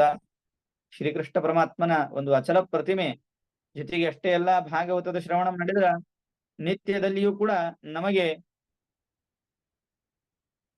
ಜ್ಞಾನ, ಭಕ್ತಿ, ವೈರಾಗ್ಯ ಮೂರೂ ಏಕಕಾಲಕ್ಕೆ ಬರ್ತದ್ರಿ. ಇದು ಭಾಗವತದ ಒಂದು ವೈಶಿಷ್ಟ್ಯ. ಭಕಾರೋ ಭಕ್ತಿರುದ್ದಿಷ್ಟ, ಗಕಾರ ಜ್ಞಾನಂ, ವಕಾರ ಸವೈರಾಗ್ಯಂ. ಭಾಗವತ ಅನ್ನುವ ಹೆಸರೇ ಸೂಚನೆ ಮಾಡ್ತಾ ನೋಡ್ರಿ. ಭಕಾರ ಭಕ್ತಿಯ ಸಂಕೇತ, ಗಕಾರ ಜ್ಞಾನದ ಸಂಕೇತ, ವಕಾರ ಇದು ವೈರಾಗ್ಯ ಸಂಕೇತ. ಹೀಗಾಗಿ ಅಂತಹ ಶ್ರೀಮದ್ ಭಾಗವತಾದಿ ಪುರಾಣಗಳನ್ನು ವಿಶೇಷವಾಗಿ ಶ್ರವಣವನ್ನ ಮಾಡಬೇಕು. ಜೊತೆಗೆ ನಿತ್ಯ ದಾನಂ, ನಿತ್ಯದಲ್ಲಿ ದಾನ ಮಾಡಬೇಕು. ಅಲ್ರಿ, ನಿತ್ಯ ದಾನ ಮಾಡ್ಲಿಕ್ಕೆ ಯಾರು ಸಿಗ್ತಾರ್ರಿ ಆಚಾರ ಅಂದ್ರ?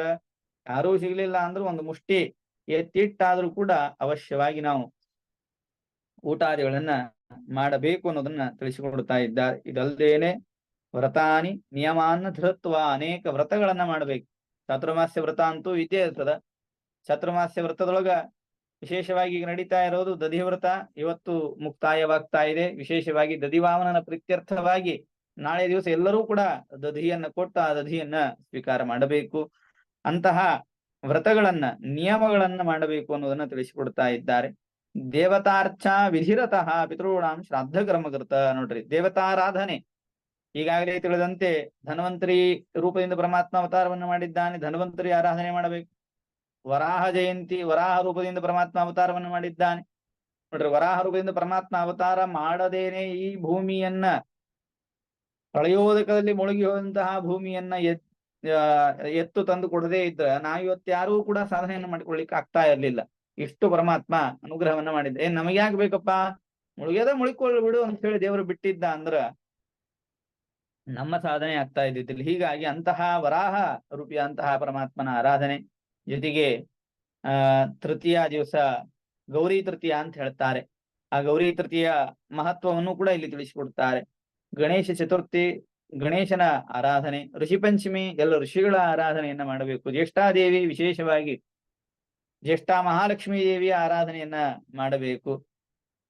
ಹೀಗೆ ಆ ಎಲ್ಲ ದೇವತಾರ್ಚನವನ್ನ ಅವಶ್ಯವಾಗಿ ಮಾಡತಕ್ಕದ್ದು ಅನ್ನೋದನ್ನ ತಿಳಿಸಿಕೊಡ್ತಾ ಇದ್ದಾರೆ. ಅಷ್ಟೇ ಅಲ್ಲ, ಪಿತೃಣಾಂ ಶ್ರಾದ್ದ ಕರ್ಮಕೃತ.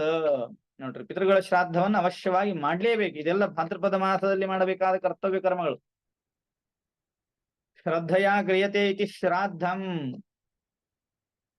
ಅನೇಕ ಜನ ಆಕ್ಷೇಪವನ್ನ ಮಾಡ್ತಾರಲ್ರಿ, ನಾವ್ ಇಲ್ಲಿ ಪಿಂಡ ಪ್ರದಾನವನ್ನ ಮಾಡಿದ್ರ ಪರಮಾತ್ಮ ಅದನ್ನ ಮತ್ತ ಹೇಗೆ ತಲುಪಿಸ್ತಾನ ನಮ್ಮ ಪಿತೃಗಳಿಗೆ ಅಂದ್ರ, ಬಹಳ ಸುಂದರವಾಗಿ ಸ್ವಾಮಿಗಳವರು ಒಂದು ದೃಷ್ಟಾಂತವನ್ನು ಕೂಡ ತಿಳಿಸಿಕೊಡ್ತಾ ಇದ್ರು.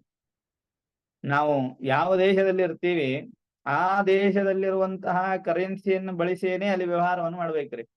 ನಾವು ಭಾರತದವರು ಯಾವುದೋ ಅಮೆರಿಕಾನೋ ಅಥವಾ ಇಂಗ್ಲೆಂಡೋ ಮತ್ತೊಂದೋ ದೇಶಕ್ಕೆ ಹೋಗಿವಿ ಅಂದ್ರ ನಮ್ಮ ದುಡ್ಡನ್ನ ತೆಗೆದುಕೊಂಡು ಹೋಗಿ ಅಲ್ಲಿ ನಾವು ವ್ಯವಹಾರವನ್ನು ಮಾಡ್ಲಿಕ್ಕೆ ಆಗೋದಿಲ್ಲ.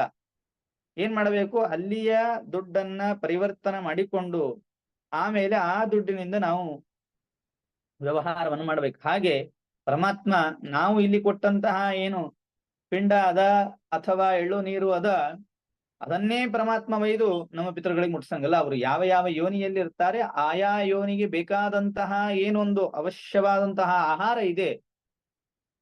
ನೀವು ಉದಾಹರಣೆಗೆ ಚಿಂತನೆ ಮಾಡೋದಾದ್ರೆ, ಯಾರೋ ಗೋರೂಪದಲ್ಲಿ ಇದ್ರು ಅಂತ ಚಿಂತನೆಯನ್ನು ಮಾಡೋಣ ಅಂತ, ಆಗ ಅವರಿಗೆ ಬೇಕಾದಂತಹ ಆಹಾರ ಯಾವುದು? ಹುಲ್ಲು. ಹುಲ್ಲಿನ ರೂಪದೊಳಗೆ ಅದನ್ನು ಮುಟ್ಟಿಸ್ತಾನೆ ದೇವರು. ಹೀಗೆ ನಾವು ಮಾಡುವಂತಹ ಆ ಶ್ರಾದ್ದ ಕ್ರಮ ಅತ್ಯಂತ ಶ್ರೇಷ್ಠವಾದದ್ದು. ಅವಶ್ಯವಾಗಿ ಎಲ್ಲರೂ ಕೂಡ ಮಾಡಲೇಬೇಕಾದದ್ದು. ಯಾರು ಮಾಡ್ತಾ ಇಲ್ಲ ಅವರೆಲ್ಲ ಅವಶ್ಯವಾಗಿ ಮಾಡಬೇಕು ಅನ್ನೋದನ್ನು ತಿಳಿಸಿಕೊಡ್ತಾ ಇದ್ದಾರೆ. ಇಷ್ಟೆಲ್ಲ ಕ್ರಮಗಳನ್ನ ಮಾಡಿದ್ರ ಸಯಾದಿ ಪರಮಂ ಸ್ಥಾನಂ ಪುನರಾವರ್ತಿ ವರ್ಜಿತಂ. ಯಾರು ಈ ಎಲ್ಲ ಕ್ರಮಗಳನ್ನು ಮಾಡ್ತಾರೆ ಅವರು ಪುನರಾವರ್ತಿ ವರ್ಜಿತವಂತಹ ಲೋಕವನ್ನು ಹೊಂದುತ್ತಾ ಇದ್ದಾರೆ, ಅರ್ಥಾತ್ ಮೋಕ್ಷವನ್ನ ಹೊಂದುತ್ತಾ ಇದ್ದಾರೆ. ವ್ಯರ್ಥಂ ಭಾದ್ರಪದಂ ಮಾಸಂ ಯಸ್ಯ ಯಾತಿ ಮುನೀಶ್ವರ. ನೋಡ್ರಿ, ಇನ್ನ ಈ ಎಲ್ಲ ಕರ್ಮಗಳನ್ನ ಮಾಡದೇನೆ ಕೇವಲ ಭೋಗಾದಿಗಳನ್ನ ಮಾಡಿಕೊಂಡು ಯಾರು ಇರ್ತಾರೆ ಅವರಿಗೆ ಏನ್ ಅನರ್ಥ ಆಗ್ತದ, ಮಾಡಿದವರಿಗೆ ಆಗುವಂತಹ ಫಲವನ್ನ ತಿಳಿಸಿಕೊಟ್ರು. ಈಗ ಮಾಡದೇ ಇದ್ದವರಿಗೆ ಏನಾಗ್ತದೆ ಅಂದ್ರ ತಿರ್ಯಗ್ಯೋನಿ ಮನುಪ್ರಾಪ್ಯಾಂ ಜಾಯತೆ ಕ್ರಿಮಿಹಿ. ತಿರ್ಯಗ್ಯೋನಿ ಅಂತ ಕರೀತಾರೆ. ಕ್ರಿಮಿಕೀಟ ರೂಪದಲ್ಲಿ ಅವನು ಬೀಳ್ತಾ ಇದ್ದಾನೆ. ಅಷ್ಟೇ ಅಲ್ಲ, ಮಲಮೂತ್ರಗಳಲ್ಲಿ ಕ್ರಿಮಿಯಾಗಿ ಹುಡ್ತಾನೆ. ಎಲ್ಲೋ ಬೇರೆ ಕಡೆ ಹುಟ್ಟೋದಲ್ರಿ, ಮಲಮೂತ್ರಗಳಲ್ಲಿ ಅವನು ಕ್ರಿಮಿಯಾಗಿ ಹುಡ್ತಾ ಇದ್ದಾನೆ. ಆದ್ದರಿಂದ ತಸ್ಮಾತ್ ಸರ್ವ ಪ್ರಕಾರೇಣ ಧರ್ಮಂ ಭಾದ್ರಪದಂ ಚರೇತ್.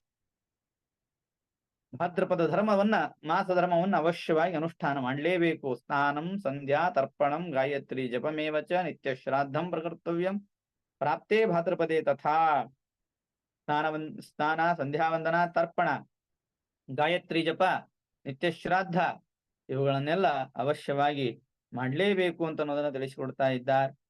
ಮಾಡೋಣದ್ರಿಂದ ಆಗುವಂತಹ ಲಾಭವನ್ನ, ಒಂದು ಅಲೌಕಿಕವಾದ ಲಾಭವನ್ನ ತಿಳಿಸಿಕೊಟ್ರು. ಇನ್ನೊಂದು ಲೌಕಿಕವಾದ ಲಾಭ ಏನು ಅಂದ್ರೆ ದಾರಿದ್ರ್ಯಂಚ ಗೃಹೇಯಾತಿ ಸಂತತಿರ್ ನಷ್ಟತಾಂ ವ್ರಜೇತ್ ಸಂತತೇರ್ ನಾಶನಾಚ್ಚೈವ ಸಯಾತಿ ನರಕಂ ಧ್ರುವಂ. ಯಾರು ಈ ಭಾದ್ರಪದ ಮಾಸದ ಧರ್ಮದ ಅನುಷ್ಠಾನವನ್ನ ಮಾಡಂಗಿಲ್ಲ ಅವರಿಗೆ ಆಗುವಂತಹ ಬಾಧಕ ಏನು, ಸಾಧಕ ಏನು? ಅವರಿಗೆ ದಾರಿದ್ರ್ಯ ಬರ್ತದೆ, ಸಂತತಿ ನಷ್ಟವಾಗ್ತದೆ. ಸಂತತಿ ನಷ್ಟ ಆಯಿತು ಅಂದ್ರೆ ನಾಳೆ ಇವನ ಶ್ರಾದ್ದಾದಿಗಳನ್ನು ಯಾರು ಮಾಡದೇ ಇರೋದ್ರಿಂದ ಅವನು ನರಕವನ್ನು ಹೊಂದುತ್ತಾನೆ. ಮಾಡಿದರೆ ದಾರಿದ್ರ್ಯವನ್ನ ಕಳೆದುಕೊಂಡು ಶ್ರೇಷ್ಠವಾದ ಸಂಪತ್ತನ್ನ ಪಡಿತಾನೆ, ಒಳ್ಳೆಯ ಶ್ರೇಷ್ಠವಾದ ಸಂತಾನವನ್ನು ಪಡಿತಾನೆ. ಸಂತಾನದಿಂದ ನರಕಾಜ್ಞಾನರ್ಥವನ್ನ ತಪ್ಪಿಸಿಕೊಳ್ಳಬಹುದು ಅನ್ನುವಂತಹ ಮಹಾಮಹಿಮೆಯನ್ನ ತಿಳಿಸಿಕೊಡ್ತಾ ಇದ್ದಾರೆ. ಯಾರು ನೋಡ್ರಿ ಭಾದ್ರಪದ ಮಾಸ ಧರ್ಮದ ಅನುಷ್ಠಾನ ಮಾಡಂಗಿಲ್ಲ ಅವರಿಗೆಲ್ಲ ನರಕ ಆಗ್ತದ ಅಂತ ಹೇಳಿದ್ರು. ಅದಕ್ಕೆ ನಾರದರು ಪ್ರಶ್ನೆ ಮಾಡ್ತಾರೆ, ಸ್ವಾಮಿ ನರಕ ಅಂದ್ರೆ ಯಾವುದದು, ಎಲ್ಲಿಯದ, ಏನದ, ಅದನ್ನು ಸ್ವಲ್ಪ ವಿಸ್ತಾರವಾಗಿ ಹೇಳಬೇಕು ಅಂದಾಗ ಭಾಗವತದಲ್ಲೆಲ್ಲ ಬಂದಂತೆ ಇಲ್ಲಿಯೂ ಕೂಡ ಬ್ರಹ್ಮದೇವರು ನರಕದ ವರ್ಣನೆಯನ್ನ ಮಾಡ್ತಾ ಇದ್ದಾರೆ. ಎಷ್ಟವ ನರಕ ಅಂತಂದ್ರೆ 21 ನರಕಗಳು, ಪ್ರಧಾನವಾಗಿರುವಂತಹ ನರಕಗಳು, ಅಥವಾ 28 ಅಂತನೂ ಹೇಳ್ತಾರೆ. ಏಕವಿಂಶತಿ ಅಷ್ಟಾವಿಂಶತಿ ದ್ವಾವಿಂಶತಿ 28 ರೀತಿಯಂತಹ ನರಕಗಳನ್ನ ಹೇಳಿದ್ದಾರೆ. ಅವು ಎಲ್ಲವ ಅಂದ್ರ ಅದಕ್ಕೆ ಬ್ರಹ್ಮದೇವರು ಹೇಳ್ತಾರೆ ನೋಡ್ರಿ, ಅಂತರಾಲ ಏವ ತ್ರಿಜಗತ್ಯಾಸ್ತು ದಿಶಿ ದಕ್ಷಿಣಸ್ಯಾಂ ಅಧಸ್ಥಾತ್ ಮೇರು ಭೂಮಿ ಮೇರು ಪರಿಶ್ವಾತ್ತ ಜಲಾಶಯಸ್ಯ ಅಗ್ನಿಶ್ವಾತ್ತಾದಯ ಪಿತೃಗಣಃ ದಿಶಿ ಸ್ವಾನಾಂ ಗೋತ್ರಾಣಾಂ ಪರಮೇಣ ಸಮಾಧಿನ ಸತ್ಯ ಏವ ಆಶಿಷಃ ಆಶಾಸಾನಾಃ ನಿವಸಂತಿ. ಇವು 3 ಲೋಕದೊಳಗೇನೆ ಅವ. ದಕ್ಷಿಣ ಭಾಗಕ್ಕದ ನಾವೆಲ್ಲ ಪಿತೃದೇವತೆಗಳ ಆರಾಧನೆಯನ್ನು ಮಾಡುವಾಗ ದಕ್ಷಿಣ ದಿಕ್ಕಿಗೇನೆ ತಿರುಗಿ ಮಾಡ್ತೀವಿ ನೋಡ್ರಿ. ಅದಕ್ಕಾಗೇನೆ ಅಲ್ಲಿ ಅಗ್ನಿಶ್ವಾತ್ತ ಮೊದಲಾದಂತಹ ಪಿತೃದೇವತೆಗಳು, ಯಜುರ್ವೇದಗಳಿಗೆ ಗೊತ್ತಿರುತ್ತದೆ. ನಿತ್ಯ ಬ್ರಹ್ಮಯಜ್ಞ ತರ್ಪಣವನ್ನು ಮಾಡುವಾಗ ಅಗ್ನಿಶ್ವಾತ್ತ ಕವ್ಯ ವಾಹನಾದಯೋ ಏ ತರಹ ತಾನ್ ಪಿತೃನ್ ತರ್ಪಯಂತಿ ಅಂತ ತರ್ಪಣವನ್ನು ಕೊಡ್ತಾರೆ. ಹೀಗಾಗಿ ಆ ಅಗ್ನಿಶ್ವಾತ್ತ ಮೊದಲಾದಂತಹ ಪಿತೃಗಣಗಳೆಲ್ಲ ಅಲ್ಲಿ ವಾಸವನ್ನ ಮಾಡ್ತಾ ಇರ್ತಾರೆ. ಅಲ್ಲಿ ಸಾಕ್ಷಾತ್ ಪಿತೃಧರ್ಮ ರಾಜ, ಯಮಧರ್ಮರಾಜ ಅವನಿರ್ತಾನೆ. ಅವನು ತನ್ನ ಲೋಕಕ್ಕೆ ಯಾರ್ಯಾರು ಅಧರ್ಮವನ್ನ ಮಾಡಿ ಬರ್ತಾರೆ ಅವರಿಗೆ ಅನೇಕ ರೀತಿಯಂತಹ ಶಿಕ್ಷೆಯನ್ನ ತನ್ನ ಗಣದ ಮೂಲಕವಾಗಿ, ಯಮಭಟರ ಮೂಲಕವಾಗಿ ಕೊಡ್ತಾ ಇದ್ದಾನೆ ನೋಡ್ರಿ. ಸಗಣೋ ದಮಂ ಧಾರಯತಿ ಅಂತಹ ನರಕಗಳು ವಿಶೇಷವಾಗಿ ತಾಮಿಸ್ರ, ಅಂಧತಾಮಿಸ್ರ, ರೌರವ, ಮಹಾರೌರವ, ಕುಂಭೀಪಾಕ, ಹೀಗೆ 21 ನರಕಗಳನ್ನು ಹೇಳ್ತಾ ಇದ್ದಾರೆ. ಯಾರ್ಯಾರು ಏಕಾದಶಿ ಮಾಡ್ತಾರ ಅವ್ರು ಯಾರು ನರಕಕ್ಕೆ ಹೋಗಲ್ರಿ, ಅದರದೇನು ಪ್ರಶ್ನೆ ಇಲ್ಲೇ ಇಲ್ಲ. ಏಕಾದಶಿ ಇದು ನಾವು ಮಾಡಿದ ಎಲ್ಲ ಪಾಪಗಳನ್ನು ಪರಿಹಾರ ಮಾಡುತ್ತದೆ ಅಂತ ಹೇಳಿದ್ದಾರೆ.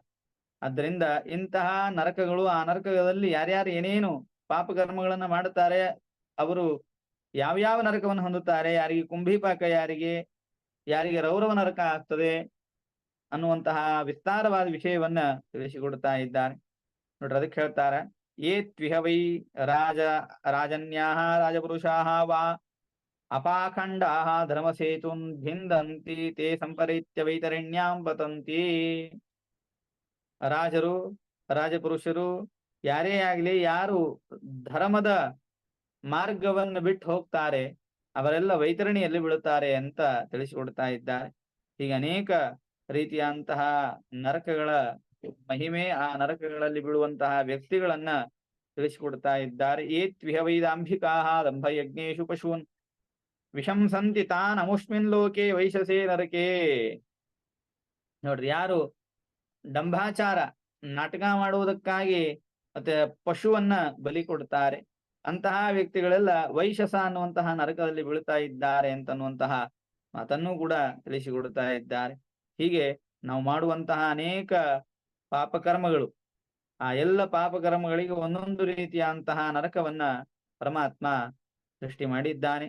ಅದರಲ್ಲಿ ಯಮದೇವರು ಹಾಕಿ ನಮಗೆ ಶಿಕ್ಷೆಯನ್ನು ಕೊಡ್ತಾ ಇದ್ದಾರೆ ಅನ್ನೋದನ್ನ ತಿಳಿಸಿಕೊಡ್ತಾ ಬ್ರಹ್ಮದೇವರು ಈಗ ಭಾದ್ರಪದ ಮಾಸದ ಮೊದಲ ಹಬ್ಬ ಅದು ಗೌರಿ ವ್ರತ, ಸ್ವರ್ಣ ಗೌರಿ ಅಂತ ನಾವು ಕರಿತಾ ಇದ್ದೇವೆ. ಆ ಸ್ವರ್ಣ ಗೌರಿ ವ್ರತವನ್ನು ಅವಶ್ಯವಾಗಿ ಮಾಡಲೇಬೇಕು. ಶೃಣು ಭಾದ್ರಪದಾಖ್ಯಾನಂ ಪಾಪಘ್ನಂ ಪುಣ್ಯವರ್ಧನಂ ಯಸ್ಯ ಶ್ರವಣ ಮಾತ್ರೇಣ ಪಾಪಾನ್ ಮುಕ್ತೋ ನರೋ ಭವೇತ್. ಭಾದ್ರ ಶುಕ್ಲ ತೃತೀಯಾಯಾಂ ಕುರ್ಯಾತ್ ಗೌರಿ ವ್ರತಂ ಮುನೇ ಮುಹೂರ್ತ ಮಾತ್ರಮಪಿ ಚೇದ್ ದಿನೇ ಗೌರಿ ವ್ರತೆ ಪರಾ. ಶ್ರೇಷ್ಠವಾದಂತಹ ಗೌರಿ ವ್ರತವನ್ನ ಉಪದೇಶ ಮಾಡುತ್ತಾ ಇದ್ದಾರೆ ಬ್ರಹ್ಮದೇವರು.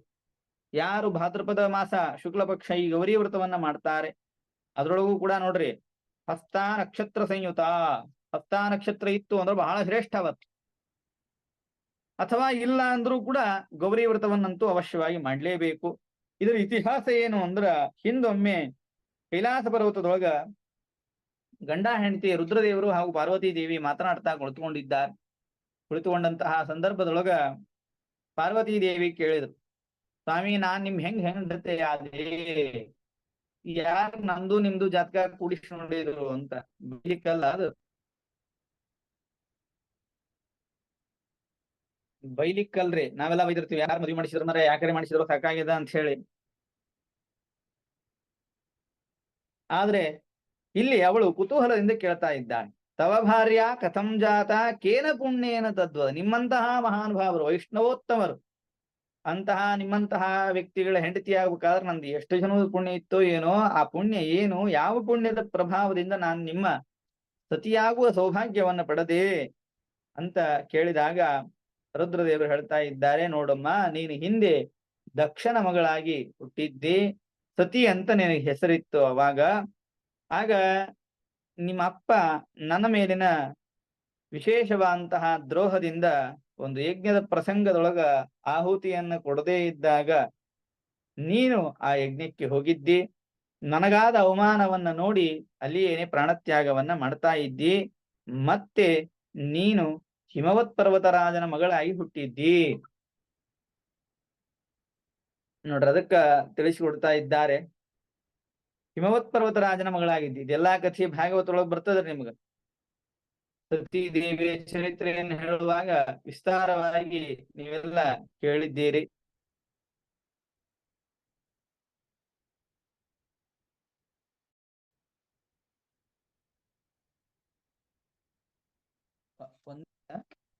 ಮತ್ತೆ ಹೇಳ್ತೇನೆ.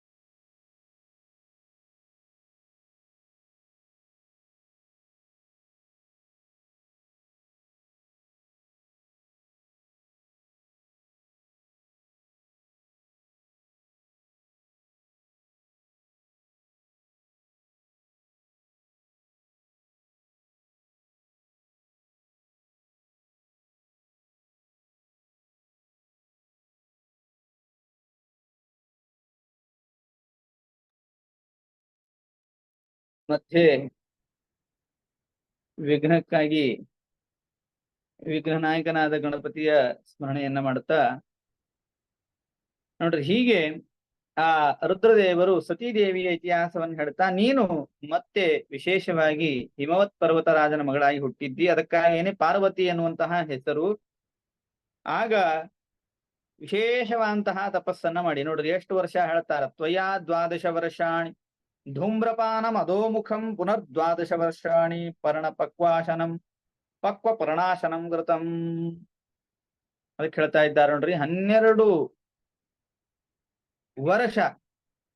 12 ವರ್ಷ ವಿಶೇಷವಾಗಿ ಹೆಂಗ ಧೂಮ್ರಪಾನ ಹೊಗೆಯನ್ನ ಕುಡಿತಾ ತಪಸ್ಸನ್ನ ಮಾಡ್ಯಾಳಂತ. ಯಾಕೆ? ರುದ್ರದೇವರೇ ಪತಿಯಾಗಿ ಸಿಗಬೇಕು ಅಂತ ಹೇಳಿ. ಅಷ್ಟೇ ಅಲ್ಲ, ಮತ್ತ 12 ವರ್ಷ ಕೇವಲ ಒಣಗಿದ ಎಲೆಯನ್ನ ತಿಂದುಕೊಂಡು ಅವಳು ತಪಸ್ಸನ್ನ ಮಾಡಿದ್ದಾಳಂತ. ಹಾ ಟೀಚರ್ ನಮಸ್ಕಾರ.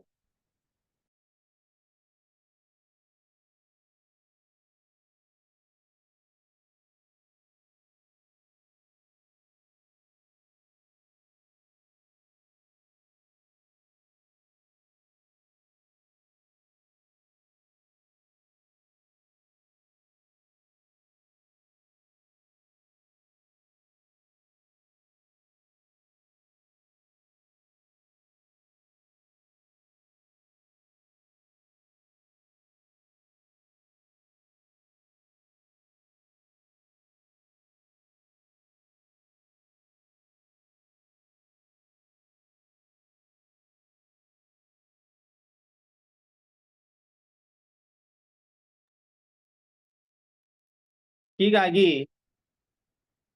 12 ವರ್ಷ ಮತ್ತೆ ಕೇವಲ ಒಣಗಿದ ಎಲೆಯನ್ನು ತಿಂದು ತಪಸ್ಸನ್ನ ಮಾಡಿದ್ದಿ. ಅಷ್ಟೇ ಅಲ್ಲ, ಪಂಚಾಗ್ನಿ ಸಾಧನವನ್ನ ಅನುಷ್ಠಾನ ಮಾಡಿ ಒಟ್ಟಾರೆ 64 ವರ್ಷಾಣಿ ಅನುಷ್ಠಾನಂ ತ್ವಯಾಗೃತಂ. ನೋಡ್ರಿ, 64 ವರ್ಷ ವಿಶೇಷವಾದಂತಹ ಅನುಷ್ಠಾನವನ್ನ ಮಾಡಿ ಆ ಪುಣ್ಯದ ಪ್ರಭಾವದಿಂದಲೇ ನನ್ನ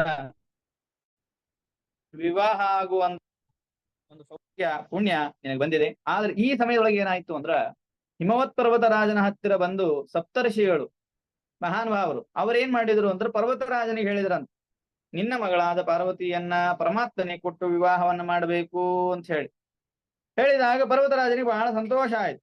ಅವಶ್ಯವಾಗಿ ಕೊಟ್ಟೇ ಕೊಡ್ತೇನೆ ಸಂಕಲ್ಪವನ್ನು ಮಾಡಿಬಿಟ್ಟ. ಅಂತ ಯೋಗ್ಯ ವರ ಸಿಗೋದೇನದ್ರಿ, ದೇವರ ಎಳೆಯನಾಗಬೇಕು ಅಂದ್ರೆ ಅವಶ್ಯಂಚ ಮಯಾ ದತ್ತ ದೇವಾಯ ಚಕ್ರಪಾಣೇ ಹಿಮಾಚಲ ವಚಶ್ರುತ್ವ ಗತ್ವಾ ಸಪ್ತರ್ಷಯೋ ಮಲಾಹ. ಹೊರಟು ಹೋಗ್ಬಿಟ್ರು ಅವರೆಲ್ಲ. ಆದ್ರ ಪಾರ್ವತೀ ದೇವಿಗೆ ಬಹಳ ದುಃಖ ಆಯ್ತು ತಂದೆಯ ಮಾತನ್ನ ಕೇಳಿ.